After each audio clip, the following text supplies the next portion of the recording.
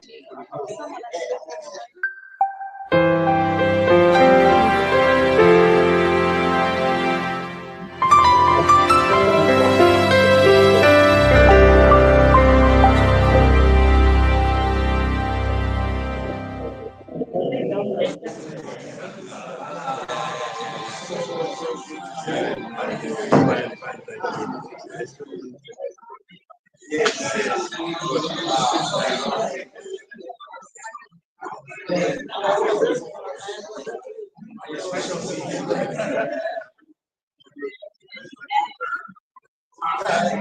morning, comrades. Good morning.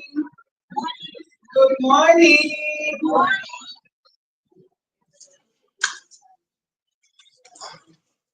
Thank you. Good morning, comrades, and welcome again to the 16th Alternative Mind in Indaba. Our theme this year is energy transition for who? And that's the critical question that we're asking. We have been discussing the energy transition over the past 3 years, and this year we're asking the critical question, who is this energy transition really for? My name is Daisy Mwinima. I will be co-moderating today, tomorrow, and the rest of the army with my colleague from Justice Network Africa, Francis. We will run through a couple of announcements just as we start so we can get everybody to settle down. So if you're outside and you're hearing me, please just find your way through to the auditorium. Once the main auditorium is full, the volunteers will show you where next to be. But we still have a couple of seats in here, so please just come through as soon as you can. So like I said, I'll give you a couple of announcements, and then we'll have an opening prayer, and then the rest of the day will flow.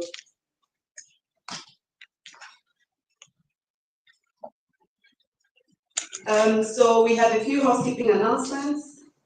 The first one is on the program agenda.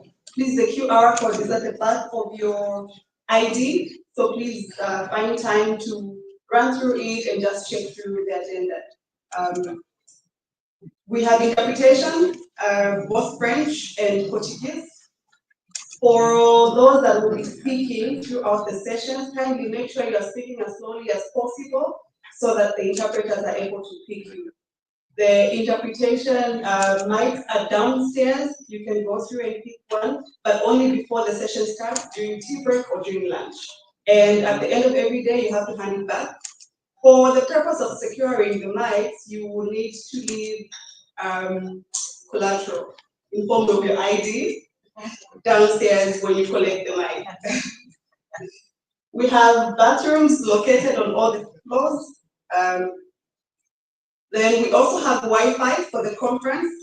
The Wi-Fi is meeting at Doubletree by Hilton, and the password is EJN 2025.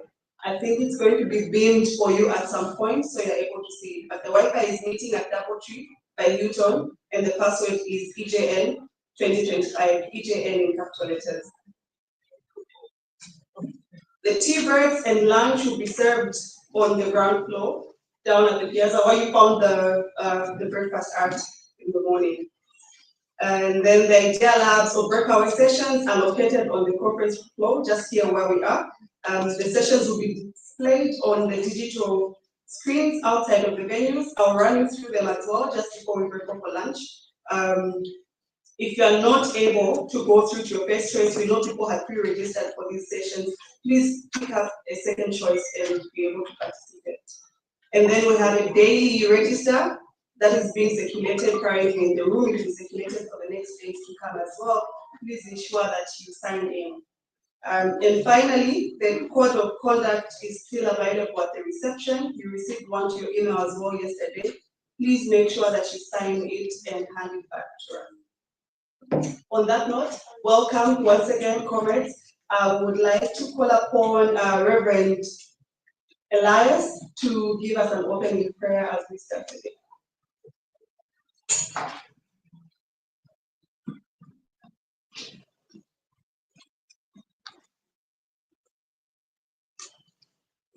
Good morning. We think that all of us here belongs to one God. We are here as sisters and brothers. That way we can say, God is good. All the time. All the time. God is good. God is good. All the time. All the time. God is good. Let's pray. Senhor nosso Deus, nosso Pai, esta manhã damos-te graças porque o Senhor é tão amoroso para conosco. O Senhor nos chamou pelos nomes próprios para estarmos aqui. O Senhor nos acompanhou nas longas viagens e aqui chegamos. És-nos aqui. Pedimos, Senhor, a tua presença em nós. Pedimos a tua direção em nós, para que tudo que vai ser dirigido aqui traga glórias para ti, Senhor.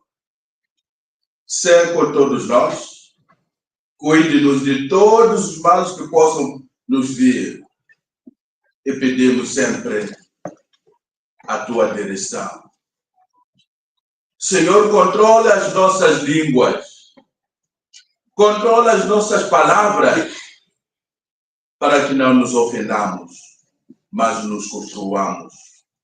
Saiamos daqui todos transformados pela tua glória e para que, ao voltarmos às nossas casas, estejamos recheados do teu poder e possamos transformar também os nossos locais, as nossas comunidades e que possam alcançar a paz que vem de ti.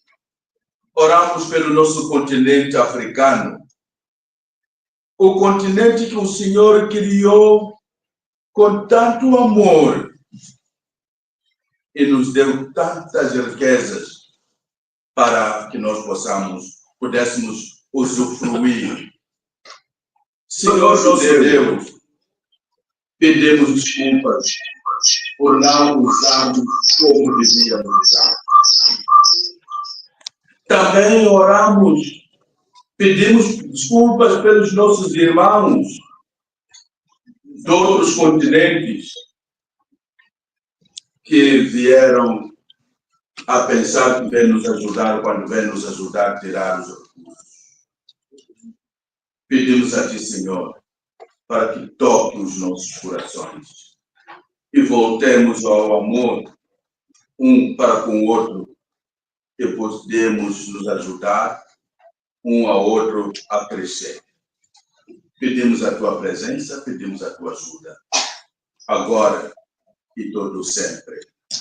Amém. Amém.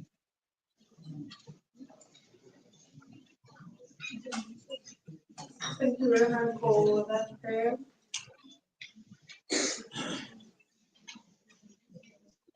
All right, now that we're settled, I am going to run you through our agenda.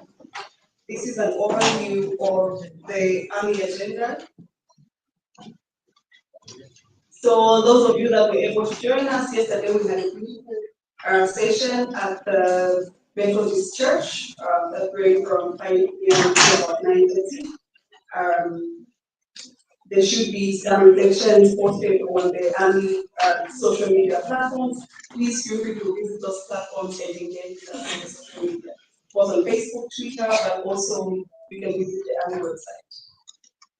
So today, we have already had the opening prayer. We are going to go into an opening ceremony where we'll have the host welcome address that will be given by Angolana, and then we'll have a theological reflection. Then we'll have opening remarks and hear more about 16 years of the Army that will be shared by the Army chairperson. And then the lead drafters will take us through the communique drafting process, just so we understand what we are doing and how that process is going to look like. After that, we will have a session.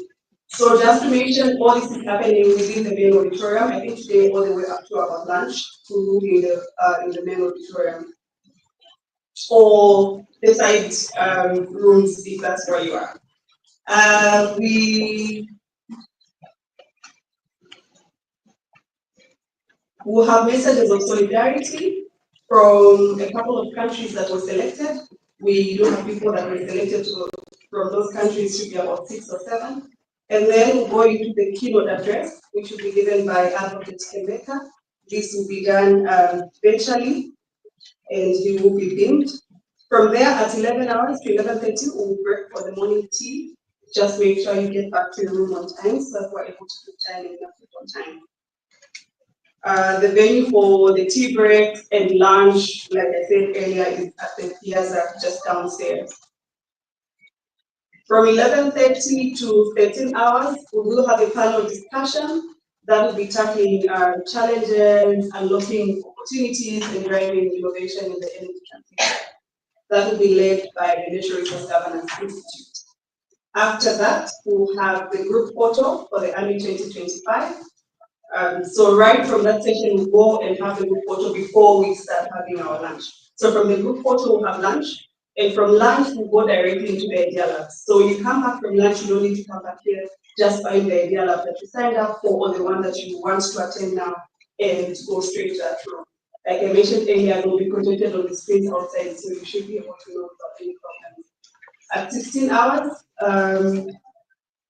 we'll have a panel discussion again that will be defining priorities for the G20 and just ensure that we are discussing the people's demands for the energy transition outcomes. This will be led by Deco of Oxfam and Mandla of EJN. And then we'll have concluding remarks and just reflections, and we should be able to close latest by 17. If we keep time and we come back from tea break on time. Tomorrow, which is day 3 of the AMI, early in the morning we'll have a reflection on what day 2 looks like and a quick overview of day 3. This will be done here in the main auditorium, and then we'll have an opening panel on whose future counts. That will be led by Justice in Africa through Gloria. And at 9:30, we'll have the People's Court. Francis will be hosting the People's Court for tomorrow. That will take us up to tea break at 9:15, which again we'll have at the piazza at 10:45. So from the tea break, we go straight again into the Idea Labs. This will be beamed again on the screen so that you know where you want to go. And from the Idea Labs, we'll go directly into lunch. And so if you look at the program at the back of your chart, it says break off the lunch at 12:15. That has been tweaked a little bit. So we'll do both Idea Labs concurrently. We'll have the first Idea Lab and then go into the next one, and then do lunch at 15:15.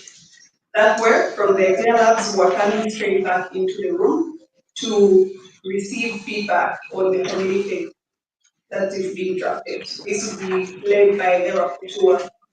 And at 15:30 to 17 hours tomorrow, we'll have a closing panel on transparency, financing, decision-making, and self-determination in the era of the energy transition. This will be led by Publish What You Pay International. And finally, for day 4 starts at 9 o'clock. We'll have a closing ceremony. So we'll get messages of solidarity from a couple of countries again. And then we'll have the closing keynote address from Mr. Zito. And at 10 hours to 11 hours, we'll have the closing panel interview focusing on AMI pathways in order to spark change or catalyze the movement. And from there, we will have the morning tea break and then have the march past for people to go and hand over the communique. We should be back here by 13:30 to have lunch, up to 14:30, and that should be the end of the AMI. So that's what our program looks like for now. I want to thank you again for showing up on time. And at this point in time, I would like to welcome Mandla to give us the welcome remark. Oh, just a moment. Sorry, Mandla. So For those of you that joined us at the church yesterday, you realize we had one additional thing on the agenda, which I think is very important for all of us. We are meeting so many people in one space, and it's important for us to continue to have safeguarding conversations, just to ensure that this is a safe space and everybody is as safe as they can be. So I'll call upon Tarasai to just briefly run us through a safeguarding talk under 2 minutes, and then Manda can come and give the welcoming address. Thanks. Thank you, Program Director. Good morning, everyone. We have circulated the Army Code of Conduct as part of our registration. This is designed to ensure that we have a respectful, safe, and professional environment throughout the Army. The Code of Conduct applies to all Army participants, staff, volunteers, and it also applies during any meetings that you might have as part of the Army. In the code, we have expected behaviors that will ensure that we are all safe throughout the conference. We are expected to adhere and respect all the South African laws, treat one another with dignity. We are also expected to utilize IT in a responsible manner, refrain from any possession and use of weapons and ammunition. We are also expected to demonstrate transparency and accountability in all our financial transactions, prevent any association with terrorist activities, particularly through the avoidance of financing terrorism and related endeavors. We are also expected to do the following: engage in and not to engage in any form of discrimination against any individual. We are not expected to consume, sell, or possess any illegal narcotic drugs. We are also not expected to conduct any form of harassment, exploitation, or abuse, whether sexual or otherwise.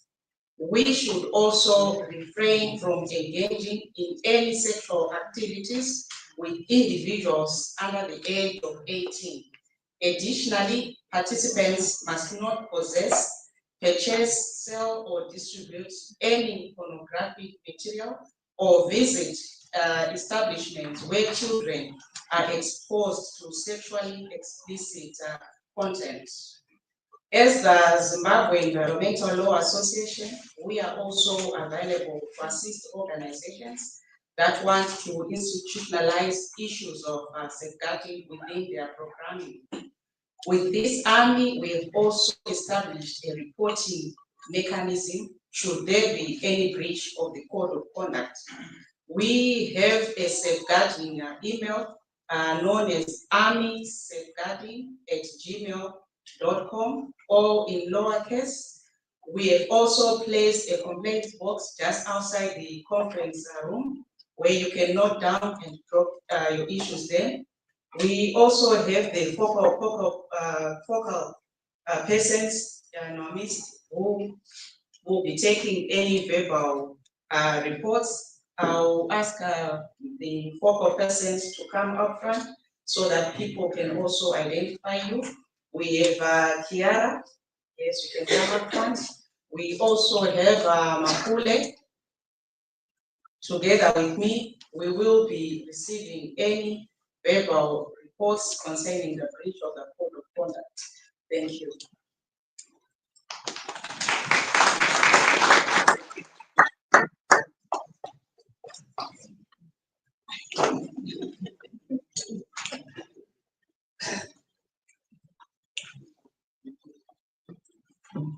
God is good. All the time. All the time. God is good. And then my favorite, Amanda. Always. Amanda. Always. Away to. Amanda. My name is Amanda. And I would just like to welcome you all to the 16th consecutive gathering of the great people we see here today. This is our 16th year together, and this is a historic year for all sorts of reasons. I will show you some of the people who were here on day one, who are sitting among you today. You won't believe it. But for 16 years, we have been convening. We have been asking you to come and share your great ideas, and we welcome you. Honored guests, distinguished speakers, and members of parliament, who I'm going to mention by name because this is a historic moment. We have with us members of parliament from different parliaments across the continent. They come to us through one of our partners, the African Parliamentary Network on Illicit Financial Flows and Taxation. We have, of course, our very own Honorable Dr. Kanisile Litchfield Shabalala, who is the chair of Uplift, and she has brought her friends, the Honorable Dr. Hawanis, who is the deputy chair of Uplift and coordinator in Central Africa. We have the Honorable Nancy Abisas, the regional coordinator for East African, well, she's from Kenya anyway. All right, East African community is what I wanted to say. Honorable Josephine Rabo, regional coordinator for West Africa, who is from that great nation of Burkina Faso. Don't you want to hear more from her? Please give them a hand so far. Please. We have Honorable Senator Lorraine, the regional coordinator for, right, is this right? Southern Africa, from the great kingdom of Eswatini. Then from South Africa, we have the Honorable Lerato Ngobeni, from who's the chief whip of the Parliamentary Caucus of Action SA, and a member of Senate committees, Home Affairs, Basic Education, and Small Business and Development, and Honorable Vuyo Zungula, who is the Uplift South Africa chairperson and president of ATM. We also have Honorable Selepe from Mpumalanga, who is a committee member on minerals, resources, and petroleum. And we have Honorable Sifiso Oscar Sibambo and Honorable Sabelo Isaac Masinga and Honorable J.S. Malinga. Please give our parliamentarians a vote. We welcome you to this great gathering, and we hope you will keep order. I also want to welcome my faith leaders, my bosses. It's very important that they are here because this platform was created out of conversations coming out of the church. We recognized the need for a church, the voice of the church in such a great meeting. It is a revolutionary gathering, and we feel sometimes that our tempers get the better of us. So it's good to have the presence of the church to calm us down. So I have my leaders from the Fellowship of Christian Councils in Southern Africa and the general secretaries of the churches in the region. Welcome. I also think we have traditional leaders. We always have had our traditional leaders who accompany the communities that are affected in their different zones. I welcome you all. We also have, of course, your civil society representatives and leaders in their own rights. We have mining industry stakeholders who are going to join us. We have academics, and we have all our dedicated advocates for responsible resource governance. I welcome you all. But before we do that, we also want to recognize that we are in a very, very difficult period for us in South Africa.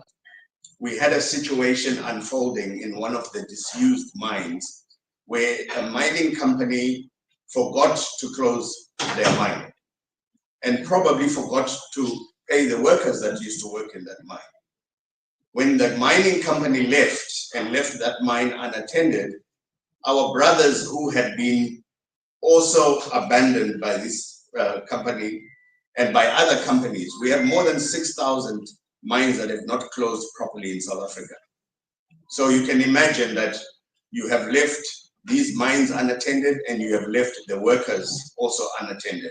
And the workers still have their skills. They have no other means of earning livelihoods for their families. So they've gone into these disused mines. And our government, in its wisdom, tried to punish these people. And the end result was a tragedy that has not been seen here before. We so far know that 87 people lost their lives in a mine shaft because government took a decision to stop any food or supplies reaching these miners, and they perished. And it is a sad thing for us, especially after what happened in Marikana, where again the government showed its anger with organized mine workers by firing on them indiscriminately, and we lost 34 lives then. So I would like to ask you all to please stand, and we are going to observe 87 seconds of silence for our departed brothers from across the continent.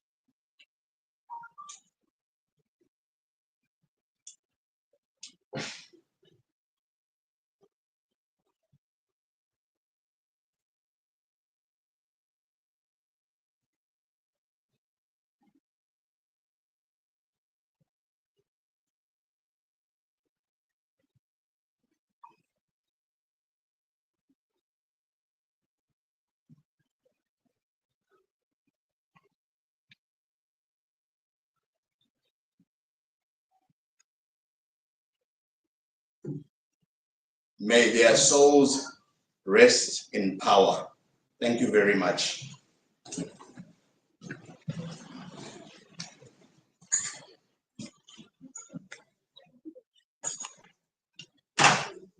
So, friends, for me, it continues to be a great honor and privilege to stand in front of you and welcome you, and to recognize that there is still a need for us to meet in this way, to discuss the very important issues of natural resource governance. It means for 16 years, we have not found the solutions that we want, and we need to keep coming together in this manner.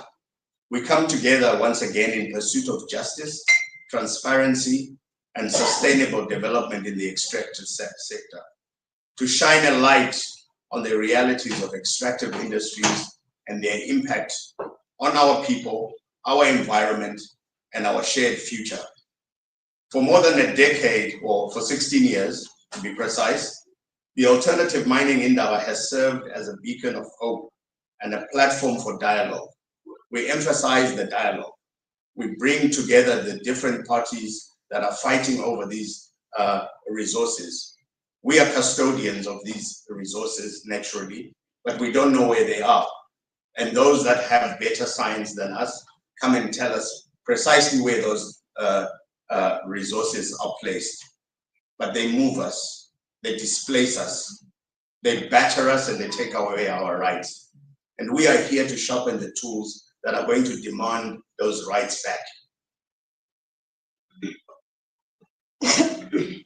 So, in a world where resource extraction continues to shape economies, societies, and environments, our gathering remains crucial in advocating for policies and practices that prioritize people over profits, sustainability over short-term gains, and justice over exploitation.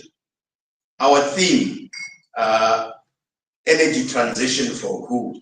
A critical question of our times, challenges us to critically examine the intersection of mining, human rights, environmental sustainability, and economic justice. In fact, I'd like you to stand up again, look to your neighbor, and ask them, is this energy transition for you? Because we haven't found out who this energy transition is. Please, just stand up, ask your neighbor.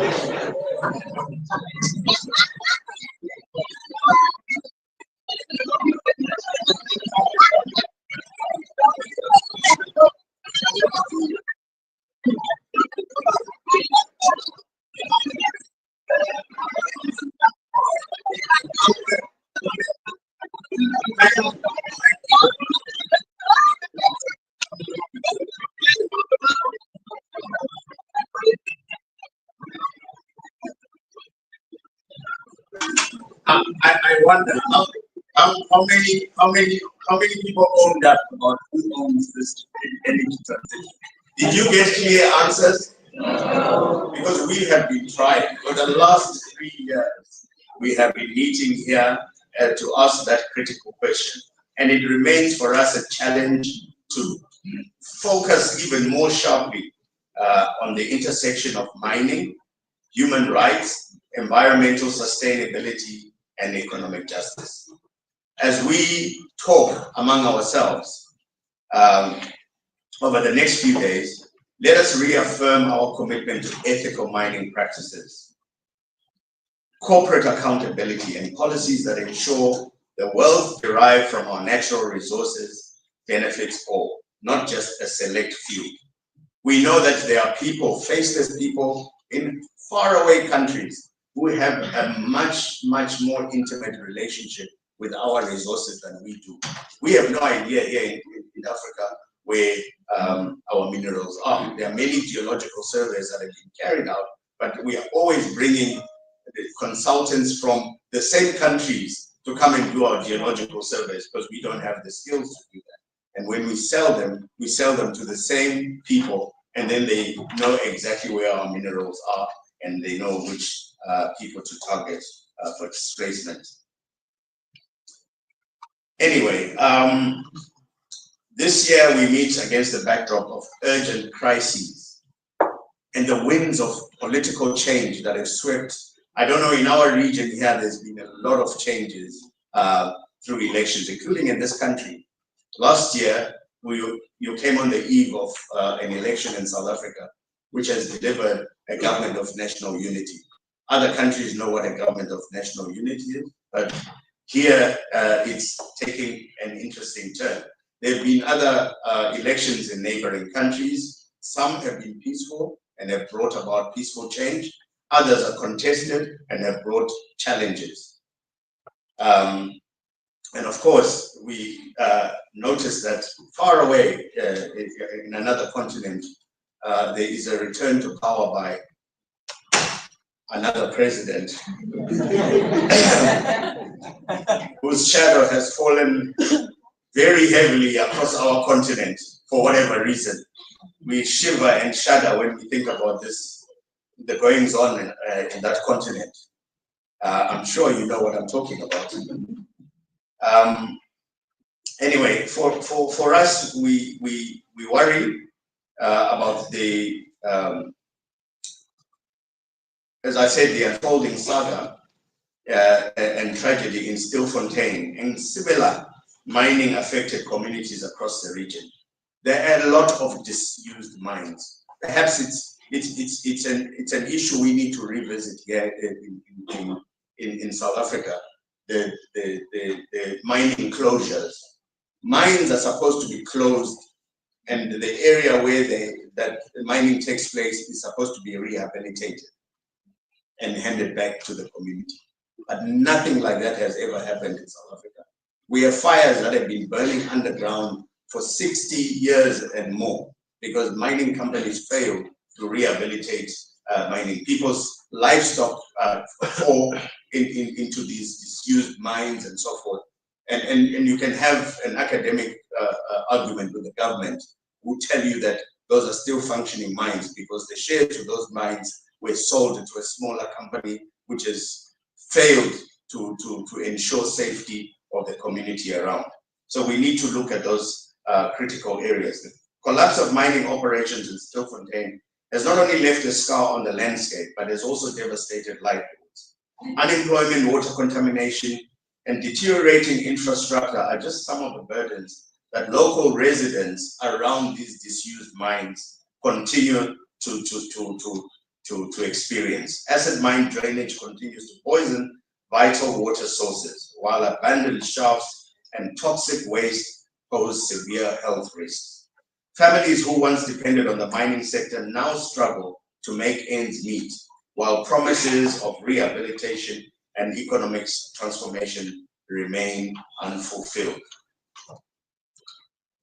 Friends, Stilfontein is not just a story of hardship. It is also a story of resilience. The people of Stilfontein and surrounding areas, like many mining communities across Africa, are not passive victims. They are fighters, demanding accountability, justice, and a fair share of the wealth extracted from their lands. Their struggle is a reminder that we cannot speak of economic growth without speaking of environmental justice. We cannot discuss resource wealth without addressing inequality. And we cannot push for mining investments without ensuring corporate accountability. To our partners, our sponsors and supporters, we want to thank you for the continued belief in us that you have exhibited over the last 16 years. It has not been easy putting this together. It never has been. But we thank you for your faith in us, and we thank you for continuing to support and make this gathering possible. Please give a hand for our supporters. And to the grassroots organizations and community representatives present here, you are the heart of this movement, and your courage continues to inspire change across the continent and beyond. Please give all the mining affected and impacted communities who are here with us a hearty hand for joining us. We say to you, we see you, we hear you, and we stand with you. I encourage all of us to use this platform to share your knowledge, to build strategic alliances, and push for transformative change. Let us leave this 16th alternative mining Indaba with not just ideas, but actionable solutions that will drive responsible mining and equitable resource governance. I want to thank you once again, but as you heard, if you were there at the church yesterday, we were mothered. Our mother, Reverend Suzanne Matale, came back. I want to say our mother and also our chair, Eric, are the poster pictures of the army. Right from the first army, the first meeting we had after our faith leaders decided that we needed a space among the mining companies to discuss these issues of stewardship. We had our first gathering in February 2010 in Cape Town. We had no more than 40 people. We were afraid. We were meeting getting into a discourse that we were not familiar with. We were meeting against mining giants who were meeting across the road. We decided to pitch our tent right next to them and to challenge them. And they came to our room. We were really fearful. These guys heard about our meeting and came. They pretended to be interested in listening to what we were saying, but they were more interested in identifying the particular community members. Eric was one of them, and they wanted to know what they were saying so that they could follow up with it. And this remains the situation. There are not very many safe spaces for communities to talk freely about the challenges that they face. Mining companies are bullies. When they are negotiating or when they are supposed to be giving free, prior and informed, or obtaining free, prior and informed consent, they are using coercion instead. It's like the C there stands for coercion, because they buy our traditional leaders, they bribe them, they offer them jobs for the traditional leaders, buy them amazing cars and build houses for them and employ their relatives. But the rest of the communities suffer. They're displaced, they're kicked out of their traditional homes, they're put far away from the communities and families and spirituality that they would have built over decades and sometimes centuries, and they are put in new places. So we still need to find an answer to all those challenges, and we will continue to meet here to have an army space. Even if there are 3 of us in the future and we're meeting under a tree somewhere, we will still call it the alternative mining Indaba, because our aim is to find alternatives. When you talk about sustainable mining, it's an oxymoron. It doesn't exist, because when you mine, you are damaging the environment. So there's nothing sustainable about mining. But unfortunately, it has been going on for more than 2 centuries. There's nothing we can do to stop it, but there are ways in which we can make it profitable for us as communities that live there. Amanda, I will identify some people to you over the next few days who made this possible. The person who wrote the first concept note of the first army. The person, I saw my brother Xavier here, who used to stay up nights trying to write the declaration. What have the people been saying? What are our demands to the mining companies and to our governments? They are all here. So somebody said last night, there are people who grew up in the army. Imagine 16 years ago, how old were you? Some people grew up in the army, but some of us grew old in the army. So we are hoping that the next army will be hosted by the younger generation who have more energy and more ideas than we have. But we, the people from the archives, who will be there on the sidelines to support you. Amanda, thank you very much.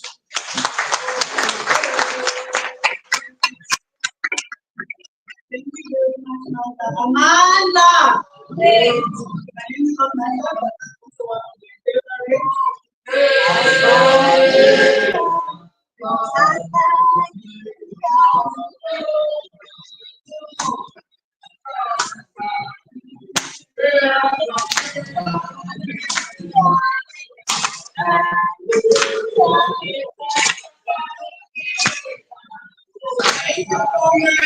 Thank you so much. I think you are all getting excited and it's beginning to stand up. Amanda!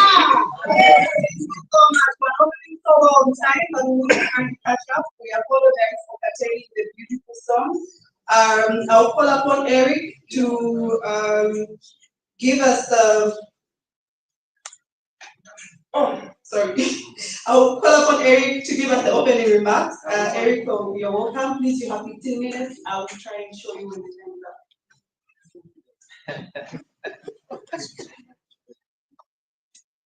Thank you. Thank you, COVID's program director. Manda! Delegates of the AMI, faith-based fraternity, social movement, and now know that there are MPs in the room, trade union representatives, community representatives from across the region, activists, scholars, and distinguished guests from different institutions. Ladies and gentlemen, comrades and friends, as Manda said, I stand here on this podium, nostalgic because 16 years ago, we met in what looked like a cockpit or a small room downtown Cape Town. That is where it all began. I never imagined that a small meeting would multiply to this magnitude. The 2025 AMI is framed under the theme Energy Transition for Good, the critical question of our time. Jargon is used to explain the big shift from carbon to renewables, but little of this question asks about the consequences of the transition. The theme will provide for robust exchange in the 3 days. As a critical safe space, the AMI is expected to offer catalyzing tool of trade to the communities faced with unmitigated resource plunder threatening their livelihood. We are charged with the difficult task of providing alternative solutions and building counterpower where necessary. The AMI is the pinnacle of African mining community solidarity in action, a protest action demanding real mineral transformation.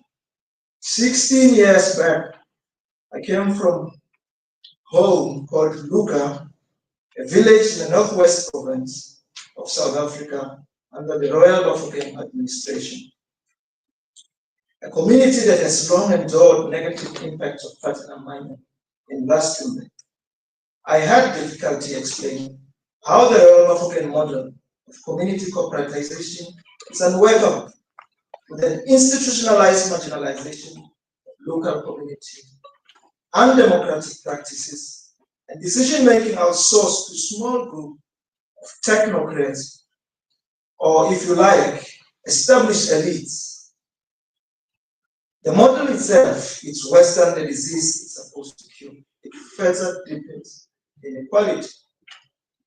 At the risk of losing friends, I must say this, that proponents and hopefuls of the African mining vision want to convince me and my community that such discredited model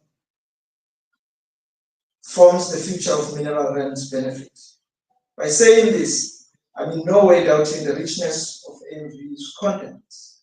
However, with my lived experience, I remain an unrepentant believer. I find comfort in Albert Camus' suggestion that rebellion is demand for clarity, an existential necessity. The contradiction within the AMV needs attention, especially if it has to be taken as a local or Pan-Africanist product. Ali Mazrui warns us that intellectual acculturation ought not to be confused with ideological conversion. Ladies and gentlemen, AMI is taking place under a divine context and circumstances. Thus, we meet here as a movement cognizant of the difficulties facing us in achieving the total transformation of the extractive industry on the African continent. There is an overwhelming consensus among academics, think tanks, and powerful global institutions on this agenda. Yet, we are constantly confronted with continued obfuscation, tinkering, and reforming of old models.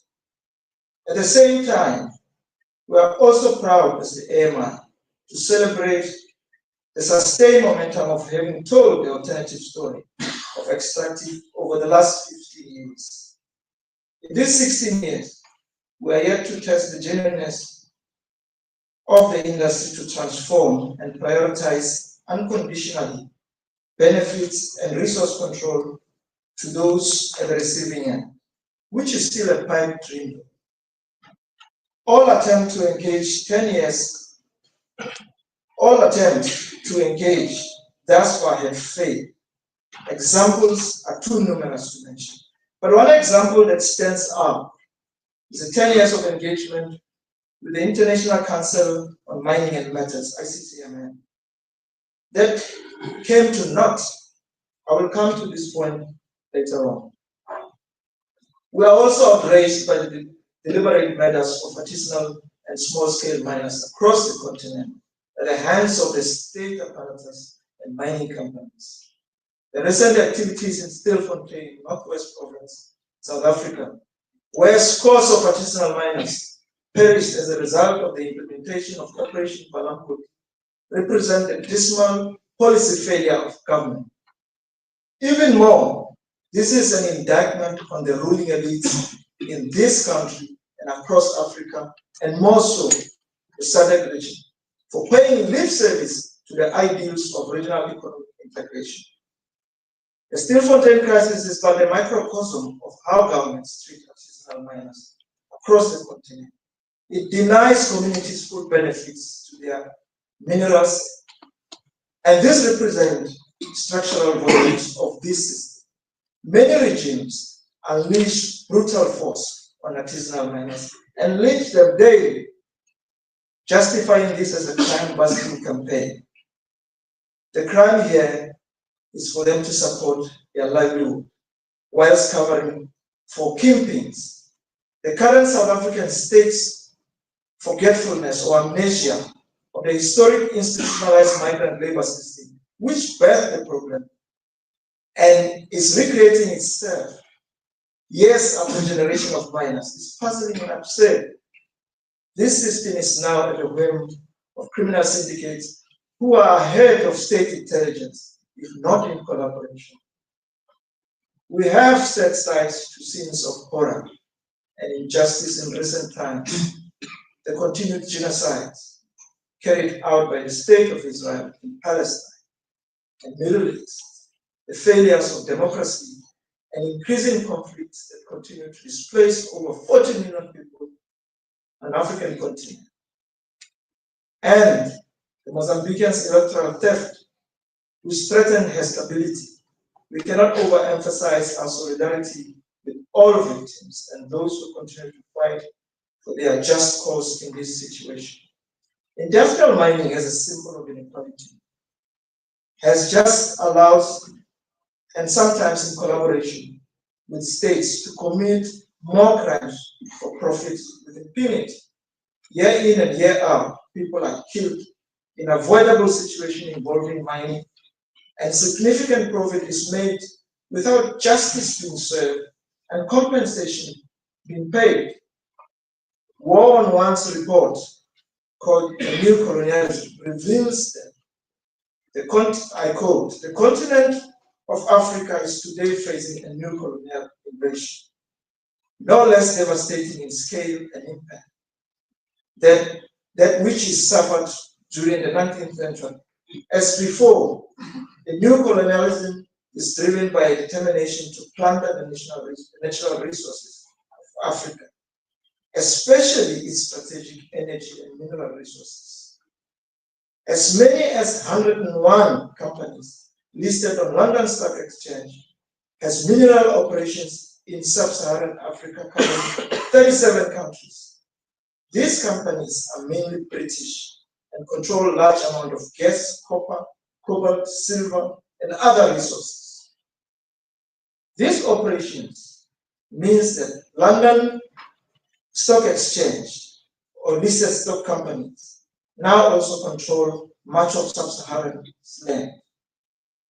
The companies now control over $1 trillion worth of resources in Africa in just 5 commodities, which is oil, gold, diamonds, coal, and platinum. Yet, they're called to annul Africa's external debts, which stood at $644 billion in 2021, is met with deafening silence.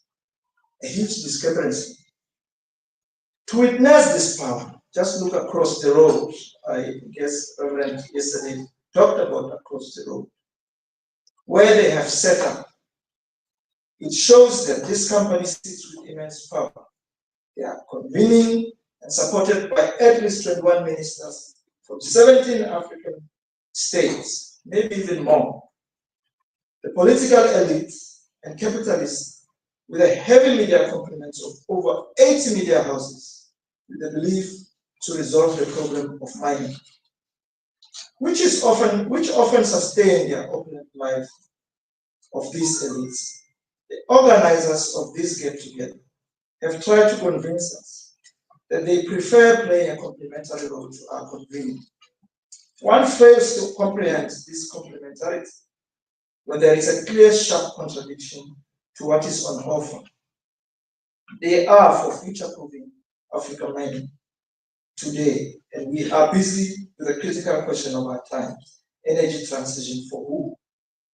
The decisions they are going to take include creating and disseminating what Nomadland and other Latin American activists refers to sacrifice zones, places where people are forcibly removed, water polluted, land seized, activists threatened and killed. All forms of environmental crimes are committed with impunity. All these realities have been our past and they are our present. We can predict that given the overwhelming data that it will be our future.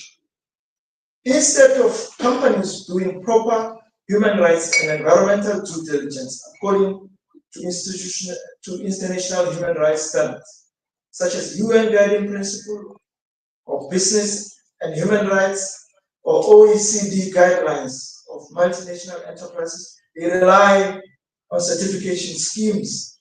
The current crop of extractive industry are the real masters of illusions.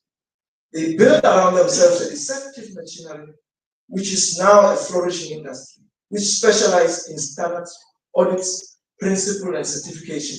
All this is done to truthfully tell lies and control the narrative. The pressure to perform on the ESG obligations weighs very high on their agenda. Resources are deployed for large-scale corruption of civil society, diluting genuine calls for accountability.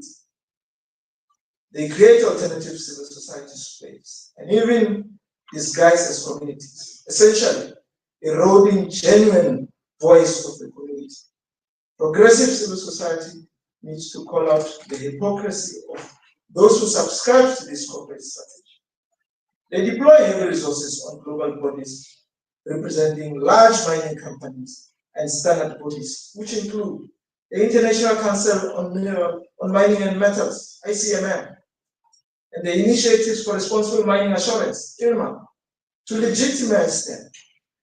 These bodies have gained significance and are integrated part of public relations system, which enables greenwashing. They claim independence while they are openly controlled by the industry. The extractive industry cooperative ecosystem is so interwoven and obstinate to undermine avenues for accountability like accepted international human rights standards and legislation.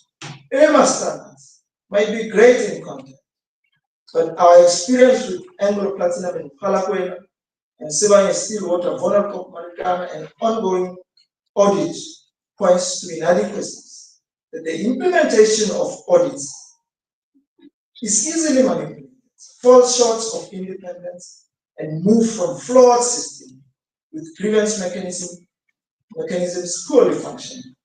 According to Human Rights Watch, this form of corporate self-regulation should no longer be considered sufficient. So what then is left for those who are affected by this externality? Their book, This Changed Everything, now my friend suggests that if we are to think of the lasting remedy to all these global maladies created by current capitalist system, we must build a mass social movement. We can see and know where the current system is taking us if left unchecked. This is a conclusion which is also shared by one of the authors, Budiwathiong, who referred to the idea of social movement as a force for change. We should seize this moment to amplify our demand for change. Now to return, I know time now to return to the failures in engagement shortly I referred to earlier. It concerns the ceremonious withdrawal of abrupt termination of AMI-ICMM dialogue. One must say it was difficult to understand what the International Council on Minerals and Metals, ICMM's engagement with AMI achieved for the 10 years, if not only sitting across each other. There was never a dialogue. If anything, this was a manipulation of civil society. The strategy to lock the AMI up into unproductive and endless discussion, to give the impression that there is a relationship, thus easing the industry's conscience.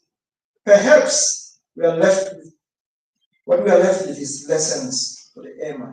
The unceremonial withdrawal, after exploiting the kindness of civil society, ties very well with my characterization of deceptive machinery.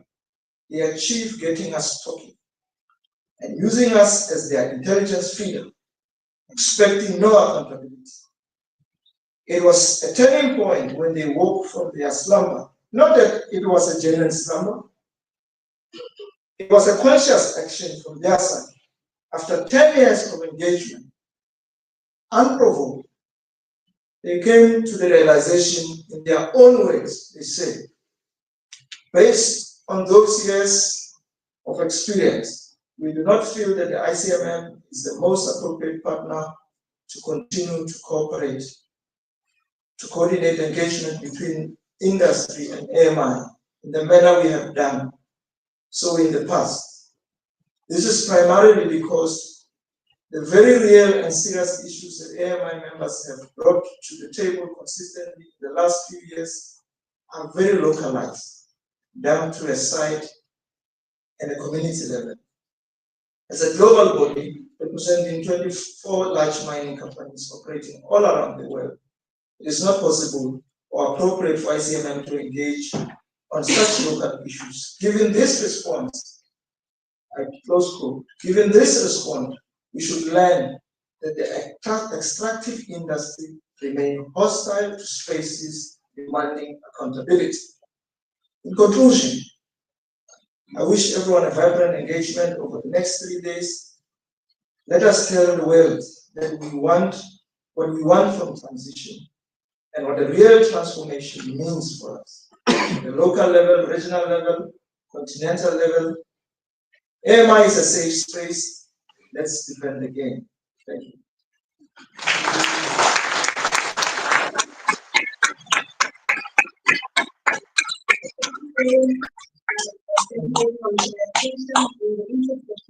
We'll go directly into the communique drafting process. Do we have Janet nearby?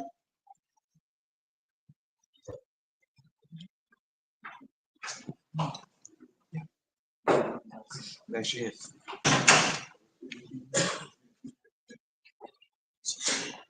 Bom dia a todos. A luta! Ok. Eu continuo a ver que muitos dos que aqui estão não têm os headsets. E eu acredito que não é nada muito bom.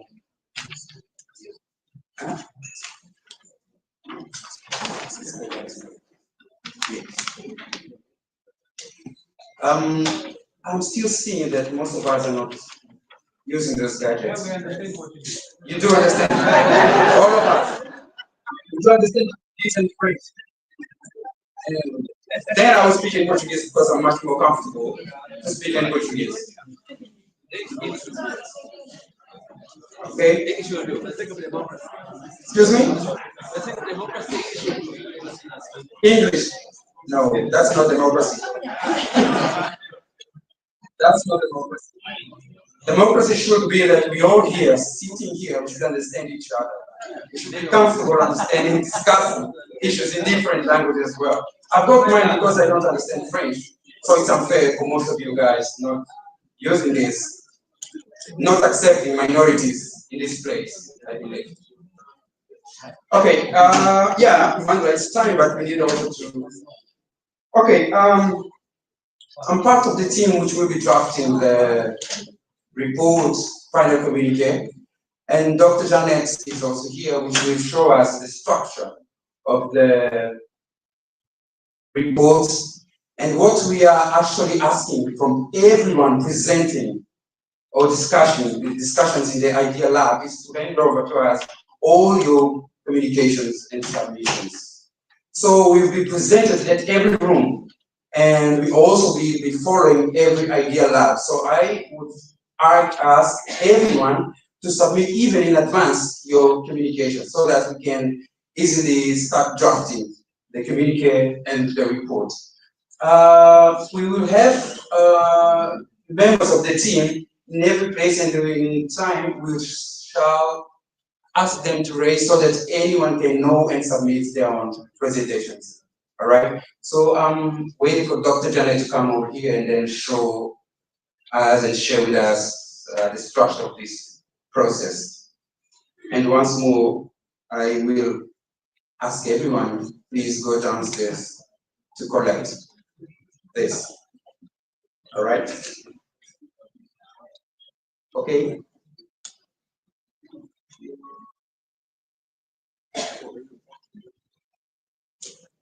Maybe, is it coming? Yeah. All right.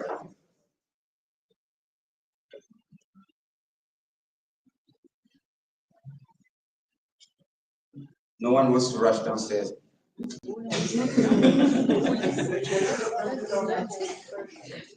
Yeah, but they're doing that.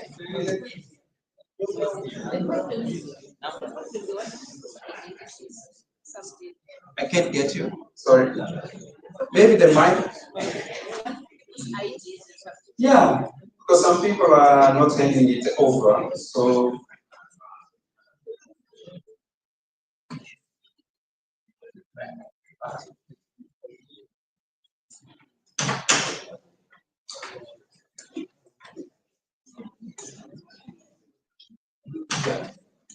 Okay.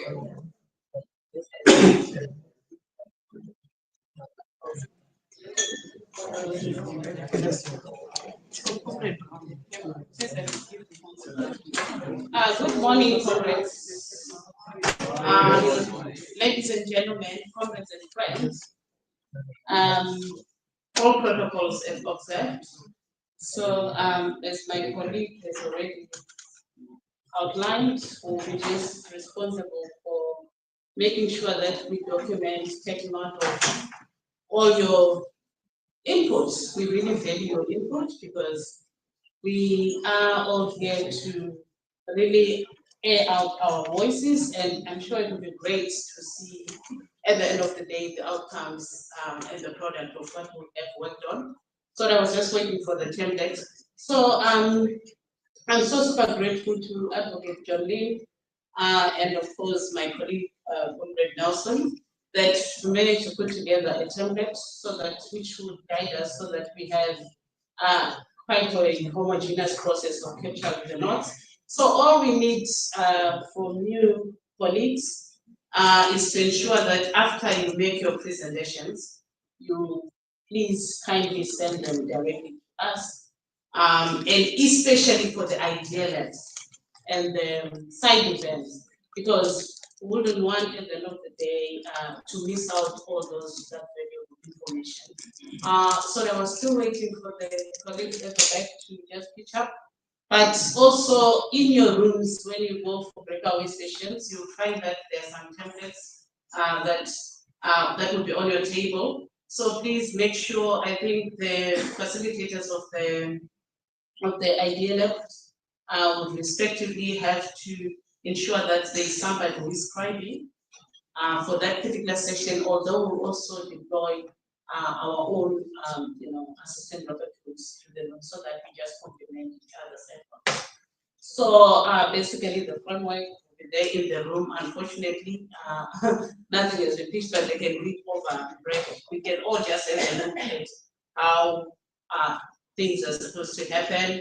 It's just a summary of what has transpired in that particular Idea Lab, then followed by priority areas. What are the issues that your Idea Lab would really want to prioritize? And the key recommendations, and these are the ones that are going to constitute the key components of the declaration and the final report. Thank you so much. Daily Saiba Club, because they will be summarizing everything that we will be discussing. My name is Francis Kyle, and because I'm standing on the podium for the first time, I am with the Tax Justice Network Africa, co-moderating alongside my comrade Daisy. We want to interrupt briefly the flow of the session because our keynote speaker, advocate, is called Advocate Tembeka. And as I'm introducing him, I'm going to ask the technical team to allow him to come onto the screens and get his sound ready. Advocate has a commitment at 11:15, and we therefore do not want to miss him for this session. And we therefore request that we do everything else, the theological reflection, the messages of solidarity from the different communities after we have heard from Advocate. And I see, and now I can be able to say my senior learned friend is on the screen. Advocate Tembeka is well known to most people in the movement as an advocate who is a specialist. Also, he is an advocate of the High Court of South Africa. And he has specialized in public law, competition law, land law, customary law, and mining. He is a public intellectual and has had an interest in the history of dispossession and how it continues to shape the relationship between the formerly oppressed and their former oppressors. He has written several books, and as our keynote speaker, Advocate, please confirm if you can hear us. Yes. There are people who are also asking, because they wore their best suits and dresses today, whether you can see us. Yeah. I can see you in particular, but I can't see those who are wearing their best dresses. And suits. I'm a representation of what you will see in the room. Yeah, that's good enough. Yes, this is the kind of suit we are wearing. Welcome, and we'll hand it over to you. And we will also request you to spare a few minutes to get any questions or reflections from the room. Over to you, Advocate. Thank you, comrades. I've heard that we address each other here as comrades, so I hope this will be acceptable. I've got a written text. I usually do that so that I don't go sideways, but I'm not going to follow it. But I'll take certain things from the written text. I'll send the text to the organizers later today. The theme is just transition for who. So I want to really talk about the for who part in the theme of just transition. It's the for who. And I've organized my talk around really 4 topics. The first one is on inequality, trying to answer the for who. The second one is the possibilities of a judgment we've largely forgotten in South Africa, at least, called Este, delivered in 2013. We are now on its 12th anniversary. Itself concerned with the MPRDA, which at the time it was promulgated in 2002, was meant to be radical legislation to reorganize the relationships within and between people living on the land and people mining on the land. So I'll look into that in my second theme. The third thing is I want to ask whether there is any possibility open on expropriation laws that have recently been adopted in South Africa. I thought I should use this opportunity because it's become topical, let me put it that way. Then the last part is just to try and speculate about the future and try and think about what are the sort of interventions that we, on the alternative of the mining Indaba should be thinking about. So I want to start then on this theme about inequality. And the nature of our inequality, at least in South Africa, is structural. The chairperson used this term, structural, and it's an excellent term. So we've got structural inequality, we have structural poverty, we have structural violence. And the violence itself, when we say what structural violence, it's really about the fact that in the structure of society or the structure of social institutions that currently control social and economic power are preventing people from accessing their basic needs. But the violence is because those needs can be met because the resources are available but inaccessible. That's really the violence is. There are many needs that cannot be met, but they are resources, but the resources are inaccessible. And this comes really from two theorists, Johann Galtung and Todd Landman. And so they make this very powerful example that if we were living 30 years ago and we wanted the internet to enable us to have this conversation where I can sit at home and discuss with you, but it was inaccessible. We would understand it because it would be a reflection of the times and the advancement in technology, right? But if we were doing it today, it would be violent to still be unable to access the mechanism of communication because the technology is available, but it is inaccessible. The inaccessibility is caused by the structure of society. So that's why it's a very powerful way of understanding society, this what we call the structuralist theory. Because what it does do is it forces us to look at governmental and non-governmental institutions that determine our access to resources and therefore constrain our ability to act independently. And this is not a theoretical exercise, what I have tried to do. Data available also points to this social stratification. I must refer only to the 2018 report of the World Bank, which has been confirmed in 2022. Right?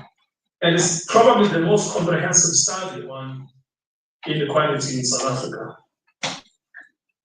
because it stretches a period of more than 2 decades, trying to see what has the promise of freedom of 1994 actually brought to the people that were promised that freedom. So that the figures are actually quite depressing. 76% of the South African population experience poverty as a sort of constant presence in their lives. Right? It's a constant presence in their lives. It is either they are deep in poverty or there's a risk that they could be in poverty. That's 76%. 30% can be defined as chronically poor. And those that are non-poor, so those that cannot be described as chronically poor, face the risk of slipping into the chronically poor category. So they just make it, you know. And these numbers were exacerbated. If you look at the 2022 report, these numbers were exacerbated during COVID. So even those people that had a wage, to have a wage, you were always 1 wage or 2 wages or at most 3 wages away from chronically poor. So And so we know what this means, what this is a consequence of, in other words, how the structure brought about. To recall, this was Cecil John Rhodes, right? This idea of Cecil John Rhodes of pushing Africans out of land into labor, right? And the basis for which he did that was to make them dependent, right? Make them dependent on the wage labor system. So that process has taken place over 200 years, right? Of displacing communities from land and then making them dependent on the wages. So the one that confirms the fact that you are either chronically poor or those who are not poor face the menacing risk of slipping back into poverty if the wage is taken away. So what we then therefore have, we have an astonishing figure of 76%, right, who are either poor or face the threat of becoming poor. So, but this analysis, you need to take it further and sort of break it down on race and gender. Africans are at the highest risk of becoming poor. In fact, this number I saw was also confirmed last week by statistics Desde, when they were doing, and their focus is usually on income inequality. But there's something unique that has also happened with another study by the London School of Economics, which is looking at asset inequality and finds that income inequality and asset inequality overlap. So what this means is that first, Africans are at the highest risk of being asset poor and also income poor. And children in rural areas face the risk of remaining poor for lengthy periods of time. So it's race-based, but it's also geographic. So on the geographic side, what they found is that the 20 poorest local municipalities were in the Eastern Cape, in Limpopo, in KwaZulu-Natal. And then the 10 poorest were in the former homelands. Right? Now, for a mining conference, this is absolutely eye-opening, because these were the areas that sent the greatest amount of labor into the cities, right? They also found that it was gendered, poverty is gendered. So with the highest incidence among African women. They also investigated the idea of education and its linkage to poverty. You would have seen that last week, the Statistics SA published this report that also showed that there is inequality in education access as well. But the finding of the World Bank is interesting because what it found was that education on its own is not going to end poverty and inequality. And this is how they would have quoted them. It says, for the poor, the financial assets represent 36% of total assets, while among the rich, financial assets represent 75%. Similarly, poor households have a very small share of mortgage in total liabilities, about 7%. While for the rich, this share is close to 5%. Ownership of financial assets features prominently among the factors that influence wealth inequality. Right? And so what conclusion they reach here is that it is true that there is a link between education and poverty, but that link is a very tenuous one. The greatest determinant of whether you are poor or not is not your education, it is your assets. Right?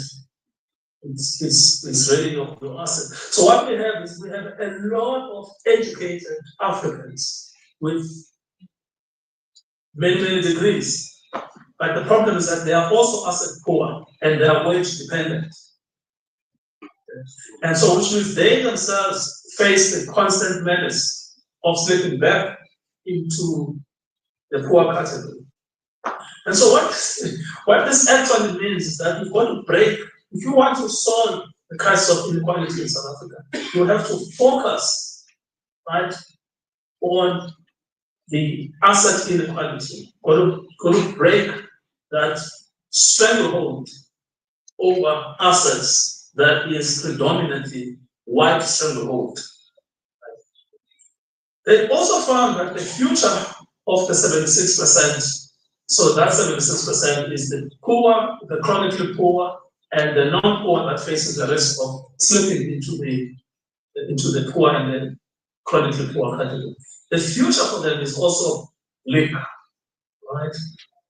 Why? It's because poverty and wealth transfer across generations. So what remember in the early days of neoliberalism in South Africa during this 1996 period when gear was the hot topic. Remember that the big promise of gear, right, and why South Africans were being asked to embrace it, was this idea of a trickle down, right? We will build the wealth, but it will trickle down to the poor and the disadvantaged. But the figures, the statistics show that actually wealth and poverty transfer across generations, they don't trickle down. The consequence is that at least a third of all children born to very poor parents will probably remain poor. Children of rich parents will probably become rich themselves. So in some, what this means is that wealth calcifies at the top, it stays at the top, and it doesn't automatically trickle down. And because wealth and poverty are racially skewed, right? You can see the connection. What this means is that for a foreseeable future, what you will find at the top will be white men, and at the bottom of the economic ladder will be African women. So that calcification means continuation of white wealth and the persistence of black poverty. And the way of addressing that is the reorganization of asset ownership in a way that shifts the paradigm in favor of poor black South Africans. The World Bank aside, the 2022 reports by the Competition Commission have also come to the same conclusion. They have found high levels of concentration. And if you think about which economic sectors are these levels of concentration, we find that it's in agriculture, it is in mining, it is in healthcare, it is communications, it is financial services. So mining is one of those areas in which there is a high level of concentration. And every time you ask these people about these high levels of concentration, they say, oh, how else are we going to do it? Because for mining, you need scale. And scale, you need big money, big machines. But what that has done is that resulted in high levels of concentration. And the Competition Commission was also looking at a 30-year study when it did this in 2022, and then it found that mining was one of those areas where there was high concentration. But it was also interesting that they found that high concentration of mining in very, very, very few firms, like extremely few firms, coincides with another concentration of land ownership in very, very few families. So in 1994, the individual families that owned more than 70% of commercial agricultural land, was something like 78,000 of them. That number has now shrunk to about 40,000. So fewer people owning even more. And the same thing that's happening in mining is consolidation. Consolidation is the name of the game. And they also investigated another myth that employment will come from small and medium enterprises. But what they found was that small and medium enterprises have very high rates of exit. So in fact, so on average 3 years that a small and medium enterprise enters and exits. So in summary, we inherited a highly concentrated economy, a racialized economy, a geographically stratified economy. We have not made significant progress. We have not made it competitive. We have not made it de-racialized. We've reformed the law, but the law itself has not been able to reform society. And so we've had a radical constitution with radical NPRTA, but the problems that those laws were designed to solve have persisted. And the outcomes of this are clear for everybody to see. I will take the notorious instance of Neil Froneman, the Chief Executive Officer of Saiba, who, it was reported in 2021, had taken home 300 million rands, and in 2022, 189 million rands. The managing director of Netbank, 2022, 43 million rands, and in 2021, 53 million rands. Or take the dividends that were paid to the shareholders of Thungela, which is the offshoot of Anglo, focusing on coal. 14 billion rands in 2022 was paid to the shareholders. And they were also reported at the same time to have bought a coal mine in Australia for 4 billion rands. And instances of MTN and Vodacom, these stories are everywhere. All of them showing this point about a highly concentrated economy and growing levels of inequality. So these are clearly the winners, the Fronemans, the Thungelas, these are clearly the winners because we have an economy of clear winners and clear losers. So who are the losers?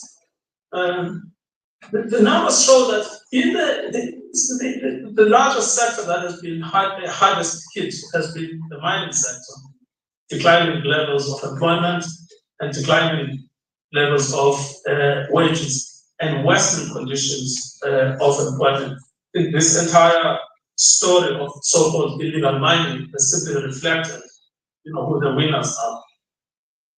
And so the standard of living for the many is going down. Many workers are losing their jobs. So the system works, but it works for some, and it does not work for many.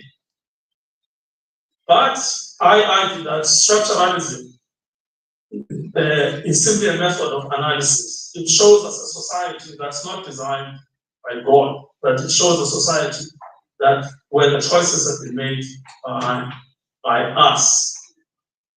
Right? Now, what can we do about this? What can we do about this? I want to then move to my second topic. My second topic is to look at that judgment of Agri-SA. So what the government thought it could do to address this problem of inequality and the desertification of Africans, what it thought it could do was to take control, completely control the minerals in South Africa. So it passed a law in 2002 called the Mineral Petroleum Resources Development Act, MPRDA.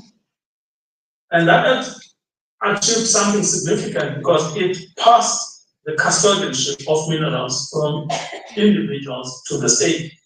And what it also did was then to decouple land ownership from mineral ownership.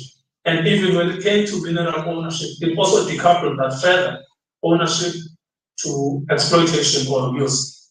And ownership and exploitation then became under the custody and regulation by the state.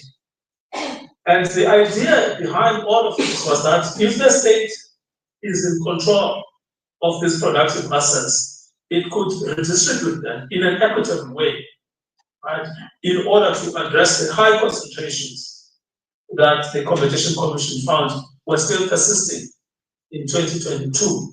In other words, 20 years after the MPRTA became law, those inequalities that it was designed to solve were still persisting. So that was the framing of that act. The mineral rights holders or owners took it to court, and they complained that what this act did amounted to a full-scale expropriation, and they were entitled to compensation. But the judgments of the Constitutional Court provide, I would say, scope and opportunity for us, and we've forgotten about Agri-SA and what it actually found. There were 3 judgments, but only 2 of some consequence. So the first judgment was given by Justice Mufwena. First, who explained that there is a difference between deprivation of property, which is permitted under Section 25(1) of the Constitution, and an expropriation of property, which is regulated by Section 25(3) of the Constitution. And he says that in a case of deprivation of property, the state does not necessarily become the owner of the property. In a case of an expropriation, the state becomes the owner of the property. But this distinction is important not for theoretical sake. It's important because it explains that the state is not required to compensate an owner whose property has been deprived, unless that property has vested for purposes of ownership in the state, in the hands of the state. But because the minerals simply fell under the custodianship of the state, there was no passage of ownership and therefore no entitlement to be compensated. So that opened a huge possibility to truly transform, right, the sector and truly empower the disempowered and truly bring back the people from the margins, right, into the center without the risk of what potentially could have bankrupted the South African tax base. There was another judgment, a minority judgment given by Judge Froneman, who agreed with the outcome by Justice Mufwena, but for different reasons. His reasons bear a lot of resonance today. Because what he said for him, he did not see the distinction between expropriation and deprivation as being decisive in the case. Why? Because he said the real issue is whether or not those who lost their mineral rights, because under apartheid they linked ownership of land to the mineral, surface and underground, and the NPRDA to decouple. He said, I don't see that distinction as critical. For me, what is critical is whether or not, in this particular case, if we classify it as compensation, it would be justified, classify it as expropriation, it would be justified to pay compensation. And he cited German authorities, which have been confirmed in the European Court of Justice, that compensation does not always have to be paid in each and every case of expropriation. Where an expropriation is undertaken primarily to resolve a historical injustice, people have forgotten about this judgment. Where an expropriation is undertaken to resolve a historical injustice, and just like in the context of what the NPRDA sought to do, it may be justified not to pay any compensation. And he did so by reference to European authorities, which have been confirmed by the European Court of Human Rights and applied it in the South African context. Now that again opened another possibility, right, of truly reforming the sector. But what we have seen, right, despite the possibility opened by Agri-SA, what we have seen in practice, right, which is what the Competition Commission found when it did its analysis in 2022, is a further consolidation, right, a further stratification, a further empowerment of the empowered, a further creation of even more inequalities, right? So you have in South Africa this disjuncture, right? The disjuncture between the promise of the law as interpreted by the judges and the reality of the law as applied by the politicians and their bureaucrats. On the one side, the bureaucrats are constantly and always siding, right, with the interests of the mining elite. Interests of the mining elite. This is why, despite a revolutionary sounding law passed in 2002, affirmed and reaffirmed in 2013, in fact, the space, right, has become smaller and smaller. Right? The space for the marginalized, the people from the outside, has become smaller and smaller. In fact, something even more perverse is happening. Not only have Africans, right, the quote-unquote owners of the land, been deprived of the rights to minerals, they have also now been deprived of the rights to the land, right? Rights to the land itself. And further judgments that have been delivered both at the High Court level and at the Constitutional Court level, using different techniques, whether it is techniques derived from customary law or techniques derived from a statute, such as Interim Protection of Informal Land Rights Act, IPIRA. Those efforts at the reclaiming of the autonomy of the owners of the land continuously get pushed aside, cast aside, and undermined by the combination of state actors, right, and the mining elite. There are many examples to cite out of this. The most notorious in the South African context is Olobi, where the community has been fighting for its entitlement to say no. It's right to say no to mining. And the government has stopped its pretense. It's now clear that on whose side it is. It's clear that it has now taken the side of the mining companies against the people. Right? So we come back then to agri-SA. What we have is, we have a permissive law, an ambitious law, a reformist law, a revolutionary law, which has been undermined by state action. Right? It confirms the theory of structuralism. I want to move on to my third topic. Is there anything to gain from expropriation without compensation? In many respects, expropriation without compensation in this context of mining is a bit of an anomaly, because most of the work has already been undertaken in agri-SA in relation to minerals. So in reality, expropriation in the mining context will be in reference only to the land. But whose land will be the subject of expropriation?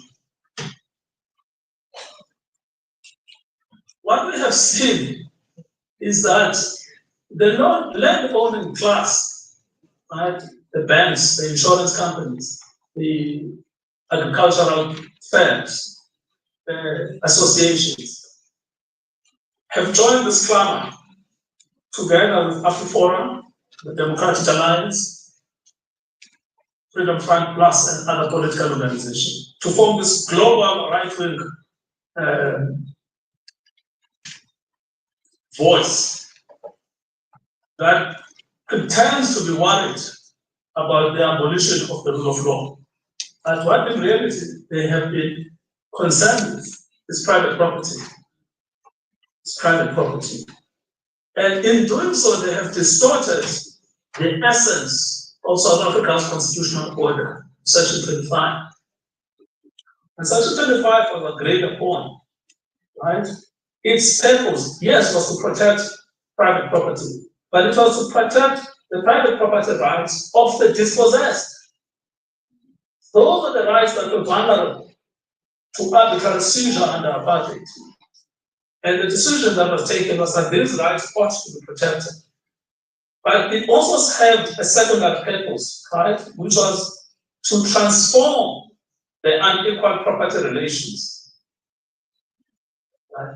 But over time, we have allowed that section to be manipulated and to appear as if it is a provision whose primary function is the protection of private property at the expense of the public interest. So we, comrades, have to consider the supposed benefits of expropriation with a little bit of skepticism in the light of what I've said in topic 1 and topic 2, in the light of the real politics, in the light of the real economy. I want to then go to the last, because I still want to leave some 10 minutes for discussion. I want then to go to the last of my topics. For the last 3 years, the Department of Minerals and Energy, or South Department of Minerals, has been engaged in a process to amend the MPRDA. We don't know what the amendments will look like. But there are things that we should be demanding from that amendment process. One, the rights of communities to control mineral resources. There is a provision in the existing MPRDA that if a community lives on the land, but has a title deed on the land, it can apply. But why should it be limited to those communities with title deeds? Because most communities in South Africa do not have title deeds as a matter of history. Right? So expanding the base on which the communities would be entitled to apply for mining rights is crucial. And if it is not part and parcel of these amendments are just not worth the paper they are written on. 2, clear and enforceable environmental regulation. Comrades, I cannot stress this enough. The current regulation, as far as the damage that is caused to the environment, as far as the damage that is caused to water, to the air, to the soil, to the animals, has proven to be ineffective. Communities living next to mining activities are increasingly reporting levels of sicknesses that they have never experienced before. Their life expectancy is radically reducing. We are so accustomed to stories that appear on television where people open the taps and there's smelly water. That is because the environmental regulation into mining activities is ineffective. If this law that is being amended will not address the ineffectiveness of environmental regulation, it will not be worth the paper it is written on. Thirdly, communities have been demanding the right to say no. In other words, not just the right to be consulted, which is what the MPRDA guarantees, but the right to consent, which is not in the MPRDA, and it has to be derived from other sources, from customary law, from Ipilwa. But there is no reason why it should not be inscribed in the NPRGA. Remember, it is already inscribed in relation to persons that can produce title deeds. That level of discrimination should be addressed. So unless the statute makes it clear that communities are entitled to consent and to withhold their consent, it's a very not like the paper that it is written on. Finally, what we have witnessed over the last 30 years, both in the land context and in the mining context, is that we have had loss of rights of residents and ownership of land that have far exceeded the entire apartheid period. Right? More people have lost access to their homes in democracy than in the entire apartheid era. Unless these amendments will strengthen land rights of communities, then again, they will not be worth the paper they are written on. And here, colleagues, we must not be confused about where the threat comes from. The threat is not only the state, or for that matter, mining houses. The threat is also traditional leaders. And traditional leaders have been able to exploit the space that has been left legislatively, regulatory, and administratively in order to expand the scope of authority they have over communities. They've given themselves powers that they've never had during colonialism and apartheid. They've got new powers of land administration, which powers are often used together with mining houses against the communities in pursuit of the interests of mining houses. So again, if the legislation that has been amended does not address this power imbalance between communities and traditional authorities, we have to say no to it. What should we be doing, comrades? I am still in the case that is opposing Shell's attempt to explore for gas in Wonderland. I am still in the case that is opposing the Australians from exploiting titanium in Colombia. But these are not my cases. These cases belong to the communities. And I have learned over time that the involvement of lawyers can be debilitating when it's full. But it is nevertheless central and crucial to the struggle. So, comrades, we should be building robust communities. We should not be taking over their struggles, but we should be enabling them to pursue those struggles. That means protecting them when there is a risk of criminal charges. That means using the law to open the system up. That means campaigning with them. That means lobbying with them. But building robust communities that can resist, but robust communities that can take care of self-development. And this idea of self-development, communities, is a crucial idea because our communities have been taught to wait for development. They should wait for development. But their experiences have shown them that it is impossible to wait for development.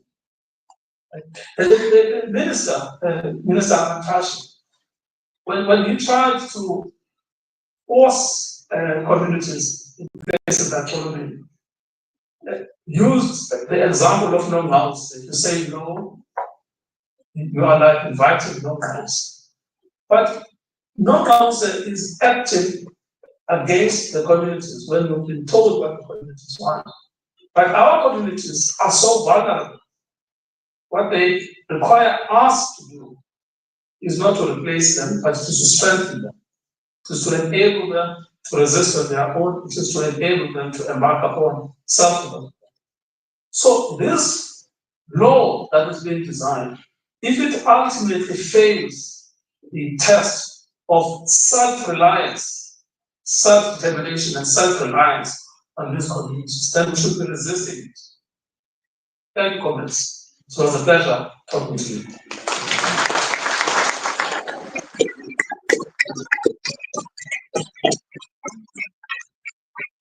That is amazing. Wow, wow. That is amazing. I don't think there is any way we can be able to. I'm sure you've taken something. Like there's no way we can summarize every hook that we've had from advocates. I'll walk away with a few. That, and I dare say that this affects most of us in the room, is that people are well educated, but they're asset poor. And they are only one wage away, or 2 wages away, or 3 wages away from slipping back to poverty. If you look at your neighbor, they are probably very highly educated, very highly accomplished. But due to the structure inequality that we see, I think most of us, and also because of the systems we find ourselves in, we are at that point. I can see it in your faces. I can see it just by looking around. I'm saying this, also request for the mics, because I want to give only 2. I only have 1 hand from Hassan. I'm looking for the next hand. I can see 1 hand on that side, and that will be it. That is Dr. Kabemba. Yes, so we'll have Hassan and Dr. Kabemba.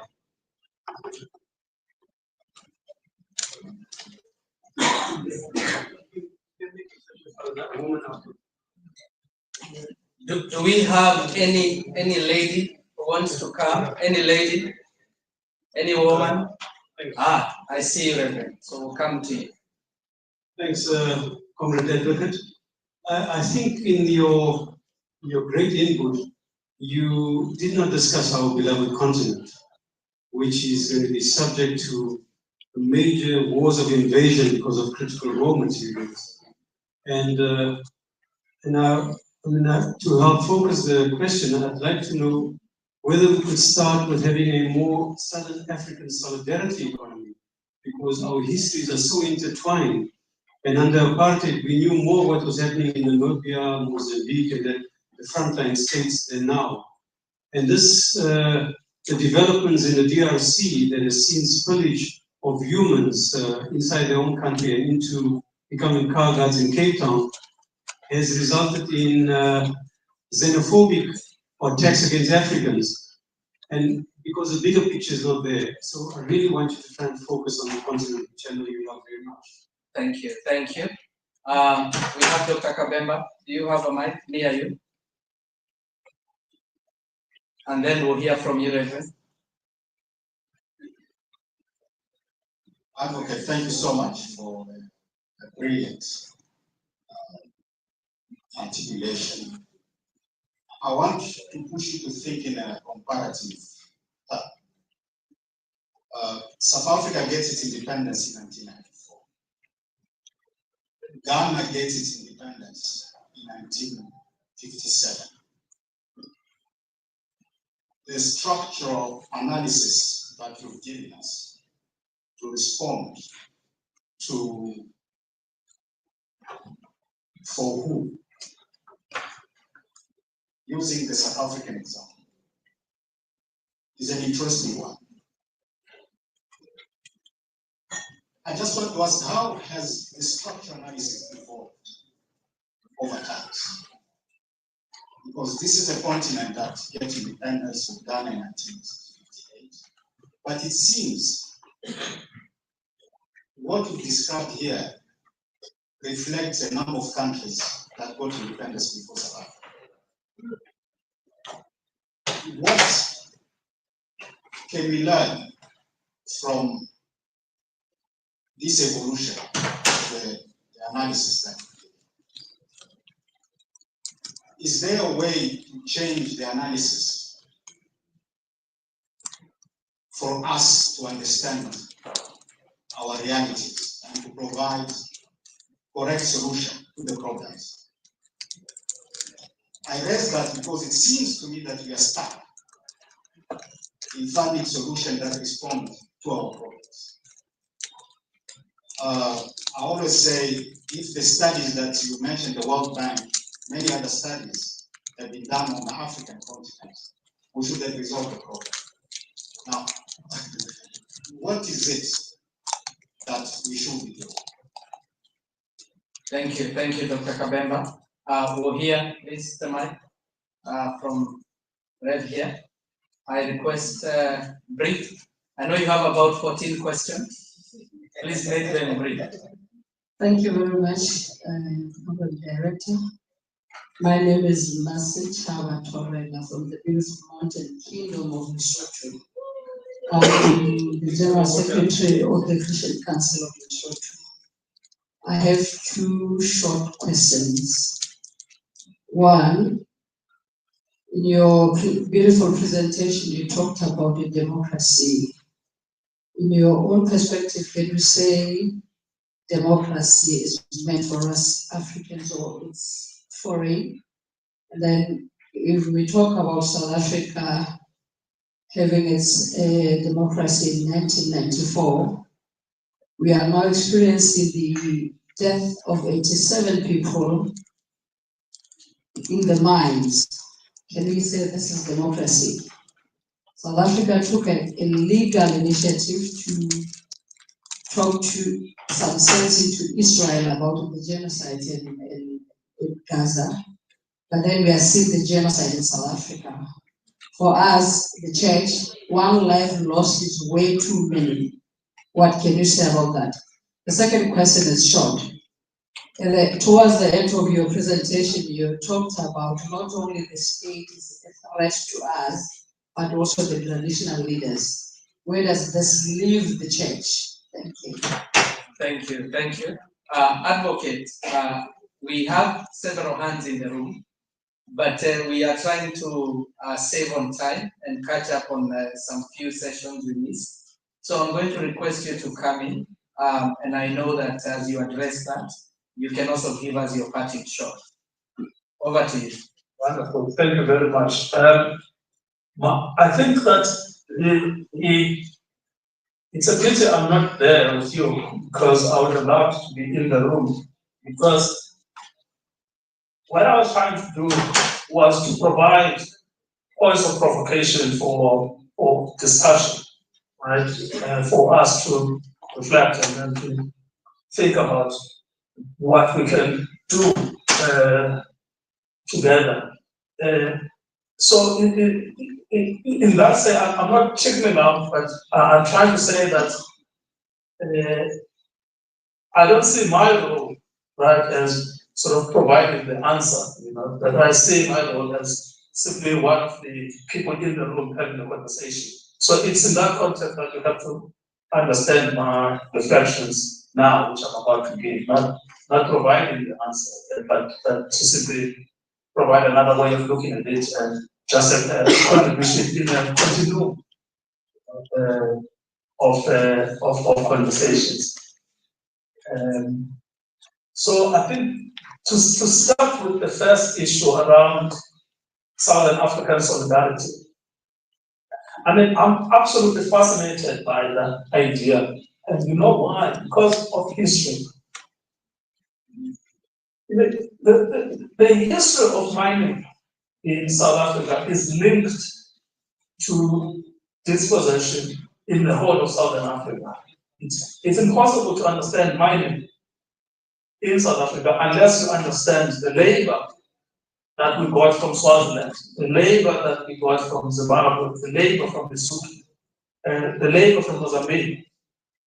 Because the Europeans did not see us as distinct, although they separated the enclaves for European exploitation in the Berlin Conference of 1884 and 1885. Here it is that they didn't actually see these distinctions. In fact, if you look at the definition of the word native, actually included Damaras, who are not quote-unquote South African by birth because they are from Namibia. So they always understood that all of us were one and the same. You know?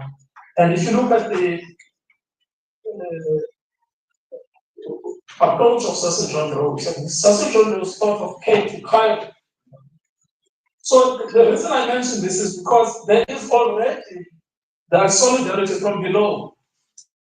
But in the actual mining compounds, when you go there, there is already that solidarity from below. And which is why my workers actually never understand this discussion about xenophobia, because from time immemorial, they have always worked together from the entire Southern Africa.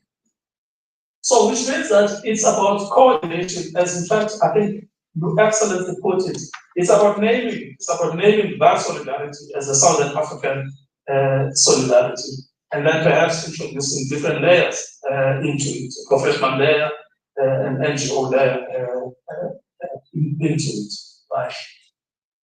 You are right in pointing out that I didn't discuss Africa.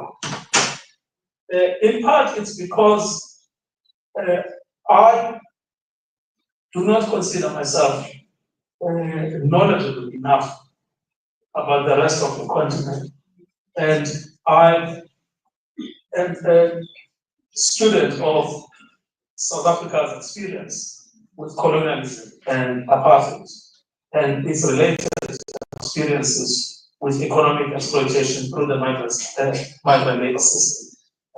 And so I think a lot of comrades in the room know a lot more about the rest of the continent than I do.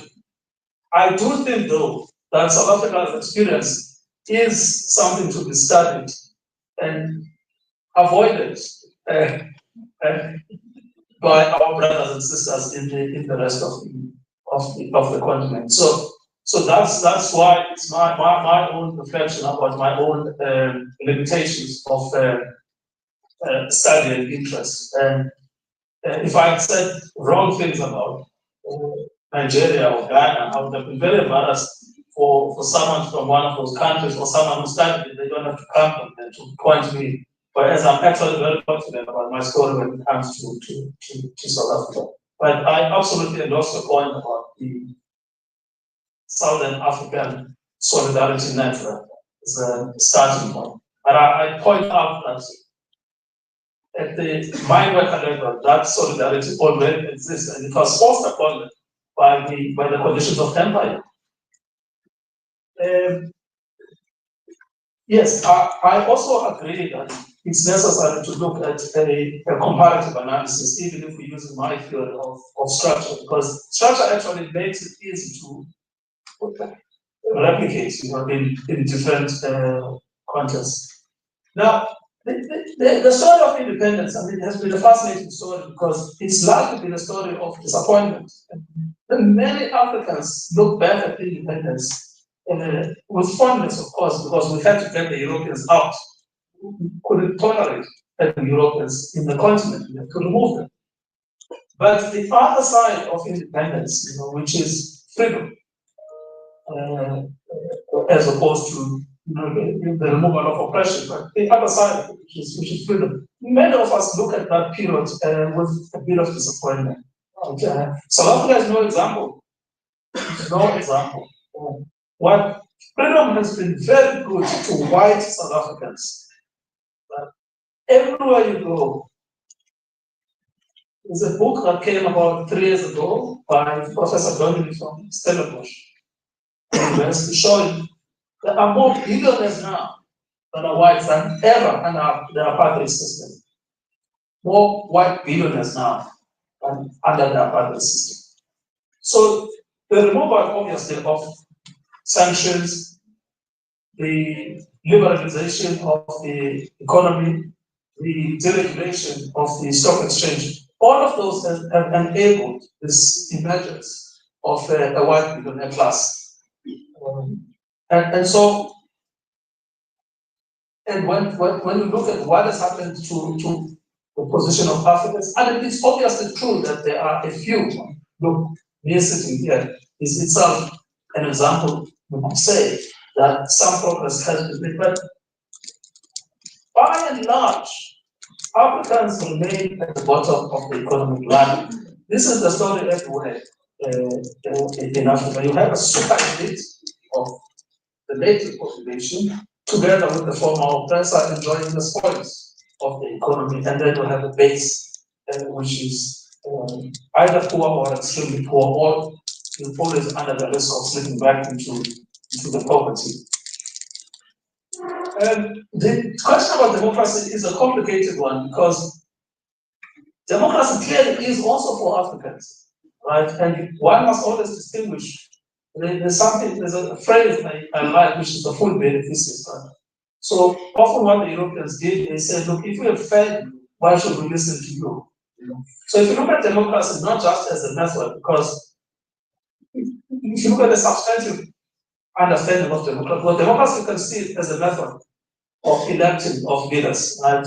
But that is a very impoverished way of understanding democracy. But if you understand democracy in a substantive way as inclusive of rights as well, freedom of speech being one of the most important ability for us to speak together and without any fear. I mean, I can talk in this conference. I don't have a fear that when I go outside I'll be locked out.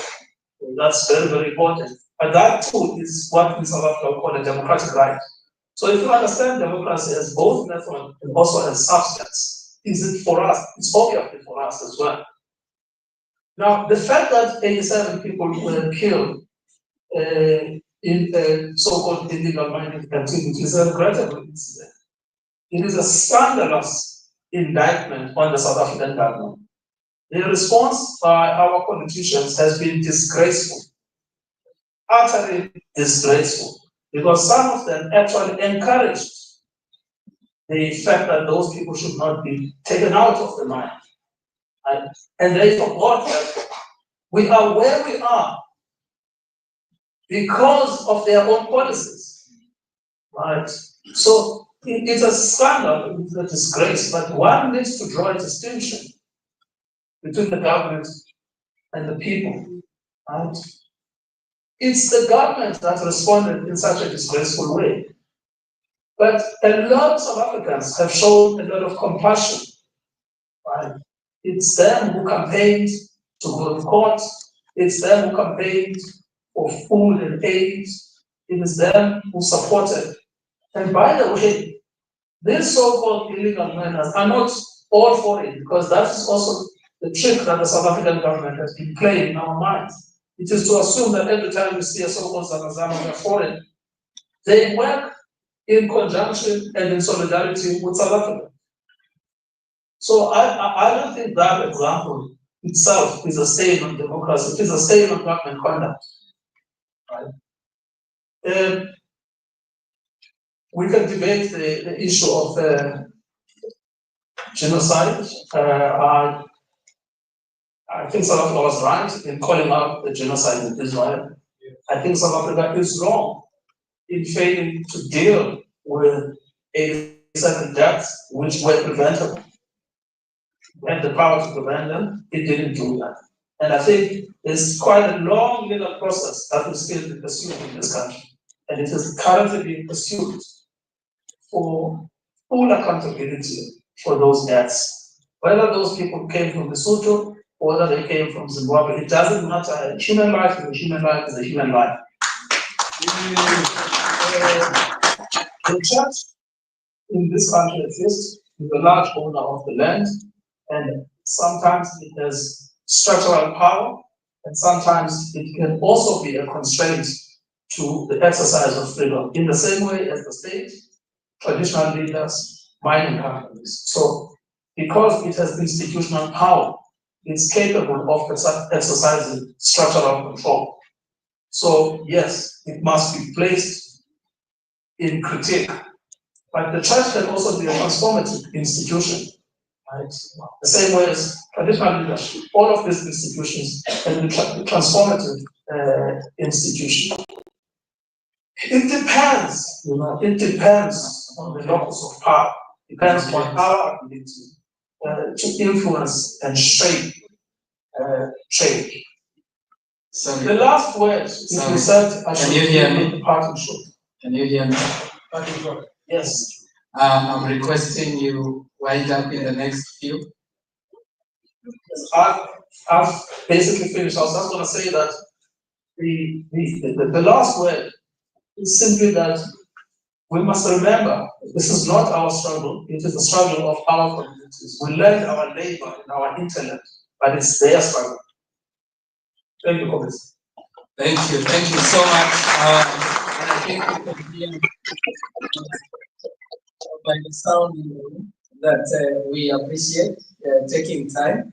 We also appreciate the depth with which you have enabled us to reflect on this. We wish we had you in the room. We wish we had more time, but the conversation continues. We wish you all the power that you need to continue defending the communities out there. And thank you for being one of those leading advocates defending communities. Have a good day. Comrades, because I want to allow you to have some sugar into your system so that we can continue.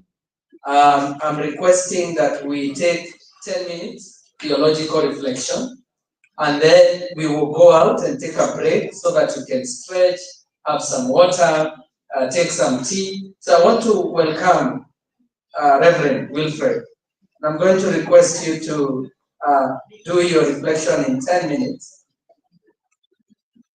And I'll be a good timekeeper. Over to you.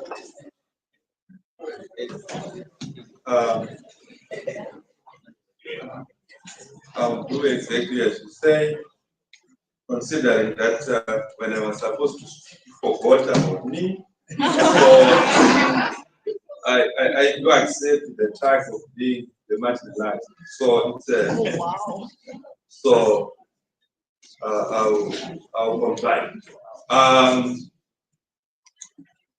I bring greetings to the Army edition, the 16th edition of the Alternative Mining Indaba from the EJM board of Okisa. In the interest of time, I'm going to just give a theological reflection on the matters that are before us. A theological reflection is not a sermon, so I'm not going to read the Bible. It's a theological reflection is just a question of asking what God says about the conversations that we are having. And the theme of this edition of the Army is not a statement. That's what really excites me. Neither is it a declaration, but a question. Not a rhetorical question, but a real question. And I'm deeply enthused by this theme, because often we have been trained not to ask questions, but to accept things as they are. And as a theologian, I'm reminded of a biblical narrative of the beheading of John the Baptist. When Herod's daughter danced to the amusement of the guests, the mother to the young girl who had danced requested that the girl request for John the Baptist's head in a plate.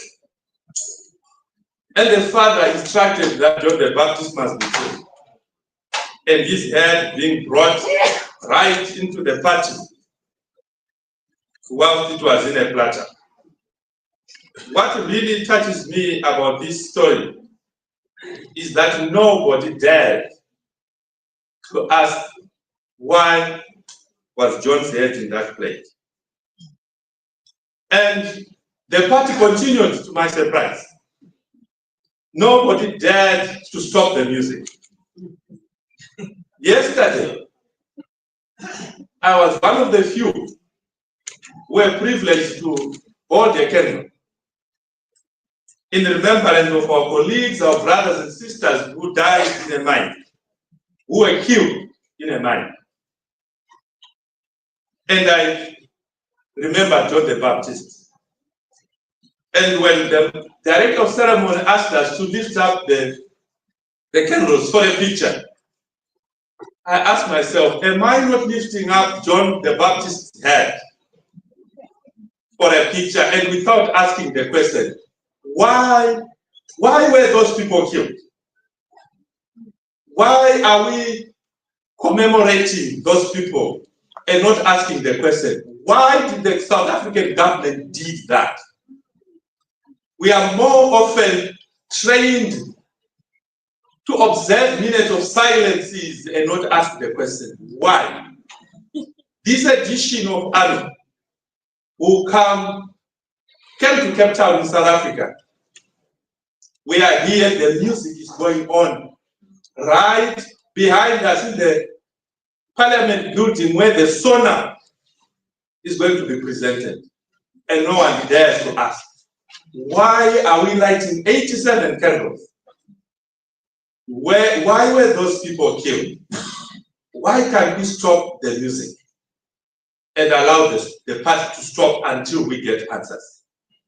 So I hope that the question, energy transition for who, is not just a rhetorical question.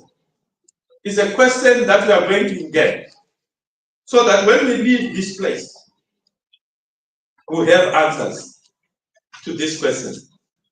Energy transition for who should not be just a question, friends. Let us allow ourselves, if need be, to stop the music so that the part can stop until we get the answers. The question of energy transition is not merely a technical or economic issue. It is a profoundly ethical and theological one. Whom does it serve? Energy transition for whom? Who stands to gain and who will bear the burden? This inquiry reaches beyond the technicalities of energy production and consumption. It delves into the very essence of justice, equity, and our shared humanity. In this reflection, I will explore the theological dimensions of energy transition, examining how our faith and values inform our understanding of who benefits from this shift and who is left behind. In many religious traditions, creation is seen as a divine gift entrusted to humanity with a mandate to steward and protect it. The book of Genesis 1:26-28, calls us to be caretakers of the earth, emphasizing the interdependency of all creation. And this stewardship goes beyond our environmental management. It requires a commitment to social justice, ensuring that all individuals and communities have access to the resources and opportunities needed for a dignified life. The energy transition is not merely about moving from fossil fuels to renewable energy. It encompasses broader social, economic, and political dimensions. Historically, marginalized communities, often those least responsible for climate change, have borne the brunt of environmental degradation, pollution, and resource extraction. As we shift towards sustainable energy, we must prioritize the voices of those who have been silenced and ensure that their needs are met. A just and equitable energy transition must encompass more than just a technological change. It must center human rights, transform power relationships, and decolonize development. And I emphasize the need to give the voices of those who have been silenced back to them. I often hear saying in forums like this, we are the voice of the voiceless. Says who? Whose voice did you take from, and what voice are you saying you are the voice of the voiceless? Everyone has got a voice. We need to sit in these forums and give back those people their voice so that they can speak for themselves. Actually, when we were all born, if you don't cry, you know what happens? They will do something to you so that you cry, so that they know that you've got a voice. So all of a sudden, some people start to think that they can speak on behalf of other people.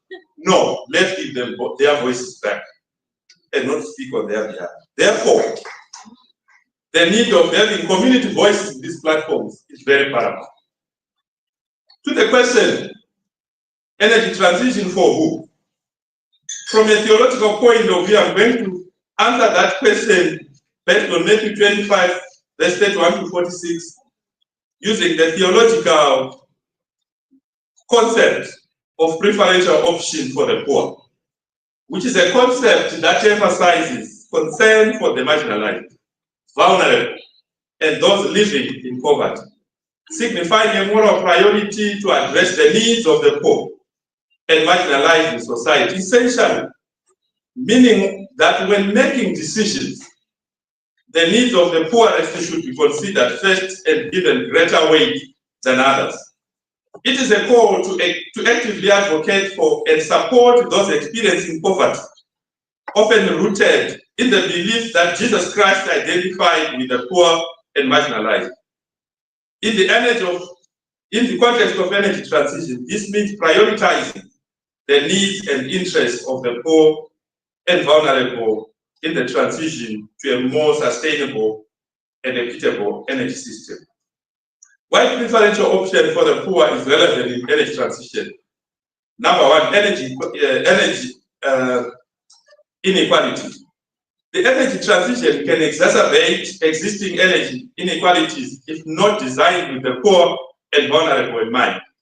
Energy poverty, lack of access to modern energy services, and energy insecurity can affect the poor and the marginalized. Vulnerability to climate change. Number two, the poor and vulnerable are often more vulnerable to the impact of climate change, such as extreme weather events, water scarcity, and heat stress, which are more closely linked to energy production and consumption. Number three, social justice. Preferential option for the poor requires that energy policies and programs prioritizes the needs and interests of the poor and the vulnerable, promoting a more just and equitable energy system. I'm going to just say a few principles on the preferential option for the poor in energy transition. Number one, participatory decision making. Engage with and involve the poor and vulnerable in decision making processes to ensure their needs and concerns are taken into account. Like I said before, give them their voice so that they can speak for themselves. Equitable access. Ensure that energy transition promotes equitable access to modern energy services, particularly for the poor and the vulnerable. Affordability. Design energy policies and programs that prioritize affordability and make energy services accessible to all regardless of income or social status. And support community-led initiatives that promote energy self-sufficiency, energy efficiency, renewable energy adoption, particularly in underserved communities. Lastly, social protection.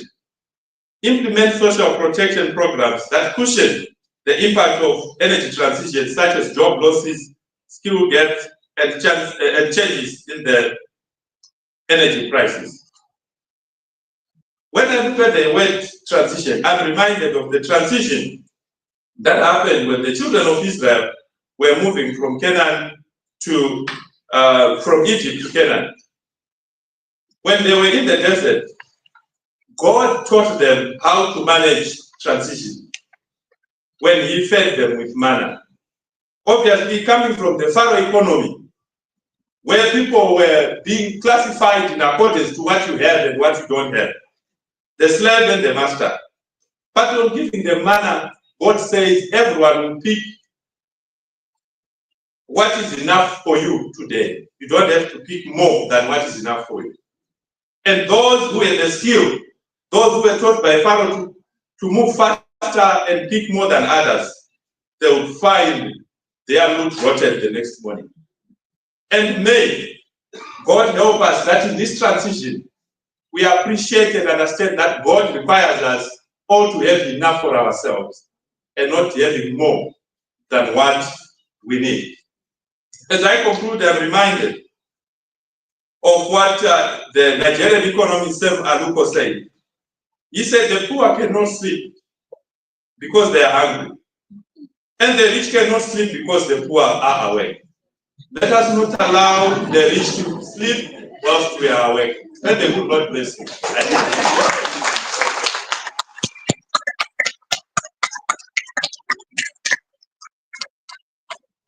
Wow, wow. The poor are awake because they cannot sleep. Or because they are hungry. And then the rich are awake because the poor are awake. Wow, no better way. But I also like what Reverend has reminded us. It is not being, representing the voiceless. It's also about allowing everybody to speak out. Because upon birth, everybody found their voice for them to be alive. And if you don't have a voice, they will do something to you to make sure that you have a voice. Thank you. It would have been a disservice to miss that kind of reflection. And you have now, therefore, having been very patient and kind to us, you have now qualified for a cup of tea. You have also qualified for a glass of juice, for a health break, for stretching. And we come back a few minutes before 12, because at 12, we will be starting. And anybody who tries to sneak in after 12, we will have a special punishment dance for you to make sure that you keep time next time. So we come back a few minutes at 12 so that we start. Tea, as mentioned, is served on the ground floor. Enjoy your break.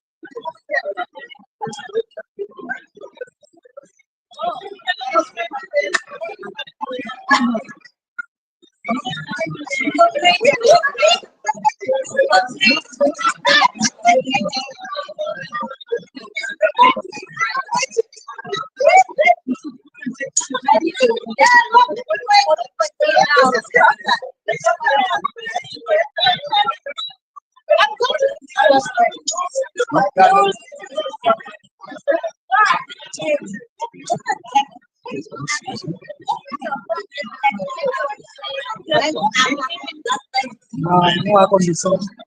Não é o suficiente para quem entende. Como? Para quem entende, estamos. Sim, mas estou surpreso que há muita gente, há muita gente assim.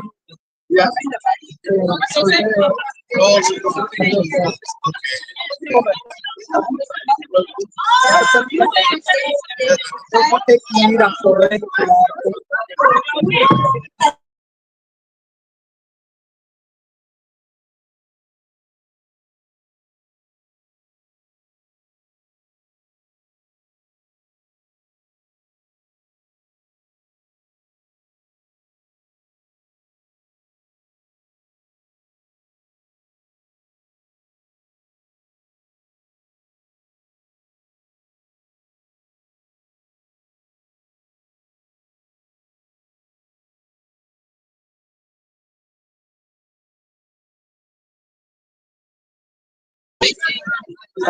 Ok, nós ficamos por enquanto e voltamos em breve.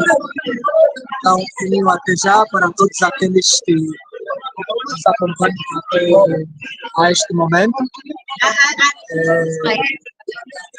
Temos a plena consciência de que a comunicação está sendo feita de uma forma nossa, da empresa, mas infelizmente as condições técnicas não nos permitiram ter a tradução para português. E tenho que somente os que entendem a língua inglesa poderão dar valor aos conteúdos que estão aqui a serem partilhados nesta edição do Money Indaba 2025 na cidade de Cabo, Cape Town. Como disse, a sessão de abertura teve lugar ontem à noite, ou seja, ontem à tarde. Ela foi feita na Igreja Metodista Central, que fica no centro da cidade. E hoje aqui a sessão uma sessão com todos os delegados que estão tentando começar, terão 3 dias, no caso, começando a sessão de abertura foi ontem, segunda-feira, hoje, quarta-feira, já estão a ser as discussões dessa edição de 2025. Ontem, a sessão com religiosos, bem disse, o evento foi feito na Igreja Central, Metodista Central, no centro de Cape Town. E hoje, aqui, nessa sala de conferência, aqui perto do Dom Bosch, onde está essa sala de conferência, está a ter lugar esta sessão de debates com delegados de forma central. Em todos os anos, no mês de fevereiro, há a sessão de Indaba, que é uma plataforma de discussão sobre as questões sobre a indústria extrativa, a mineração, e acontece sempre, de um lado, as conferências que reúnem as grandes empresas, assim como os governos, que reúnem-se num espaço separado a esse, e este aqui é o alternativo, que reúne pessoas da sociedade civil, religiosos, pessoas interessadas, sobretudo a sociedade civil, interessadas no assunto, para trazer os problemas que vivem nas suas comunidades e apelar com que toda esta discussões possam depois surtir recomendações para levar os seus respectivos lugares. No último dia, que será quinta-feira, o evento vai concluir com uma marcha de repúdio, que será feita de um perímetro a outro, no centro de Cape Town, onde então este grupo, eventualmente outros interessados, poderão juntar-se à marcha de repúdio, a qual nós, equipe de repórter, também vamos cobrir e mostrar tudo o que está a acontecer aqui. Temos uma delegação, digamos, grande, da sociedade civil angolana, e para além de Angola, os países que falam português também estão em Moçambique, e o restante dos países anglófonos, francófonos, como a África do Sul, que é o país anfitrião, temos o Eswatini, Tanzânia, soube que tem também delegados que vieram de outros continentes, que regularmente vêm discutir aqui em Cape Town sobre as políticas e a situação da migração em África.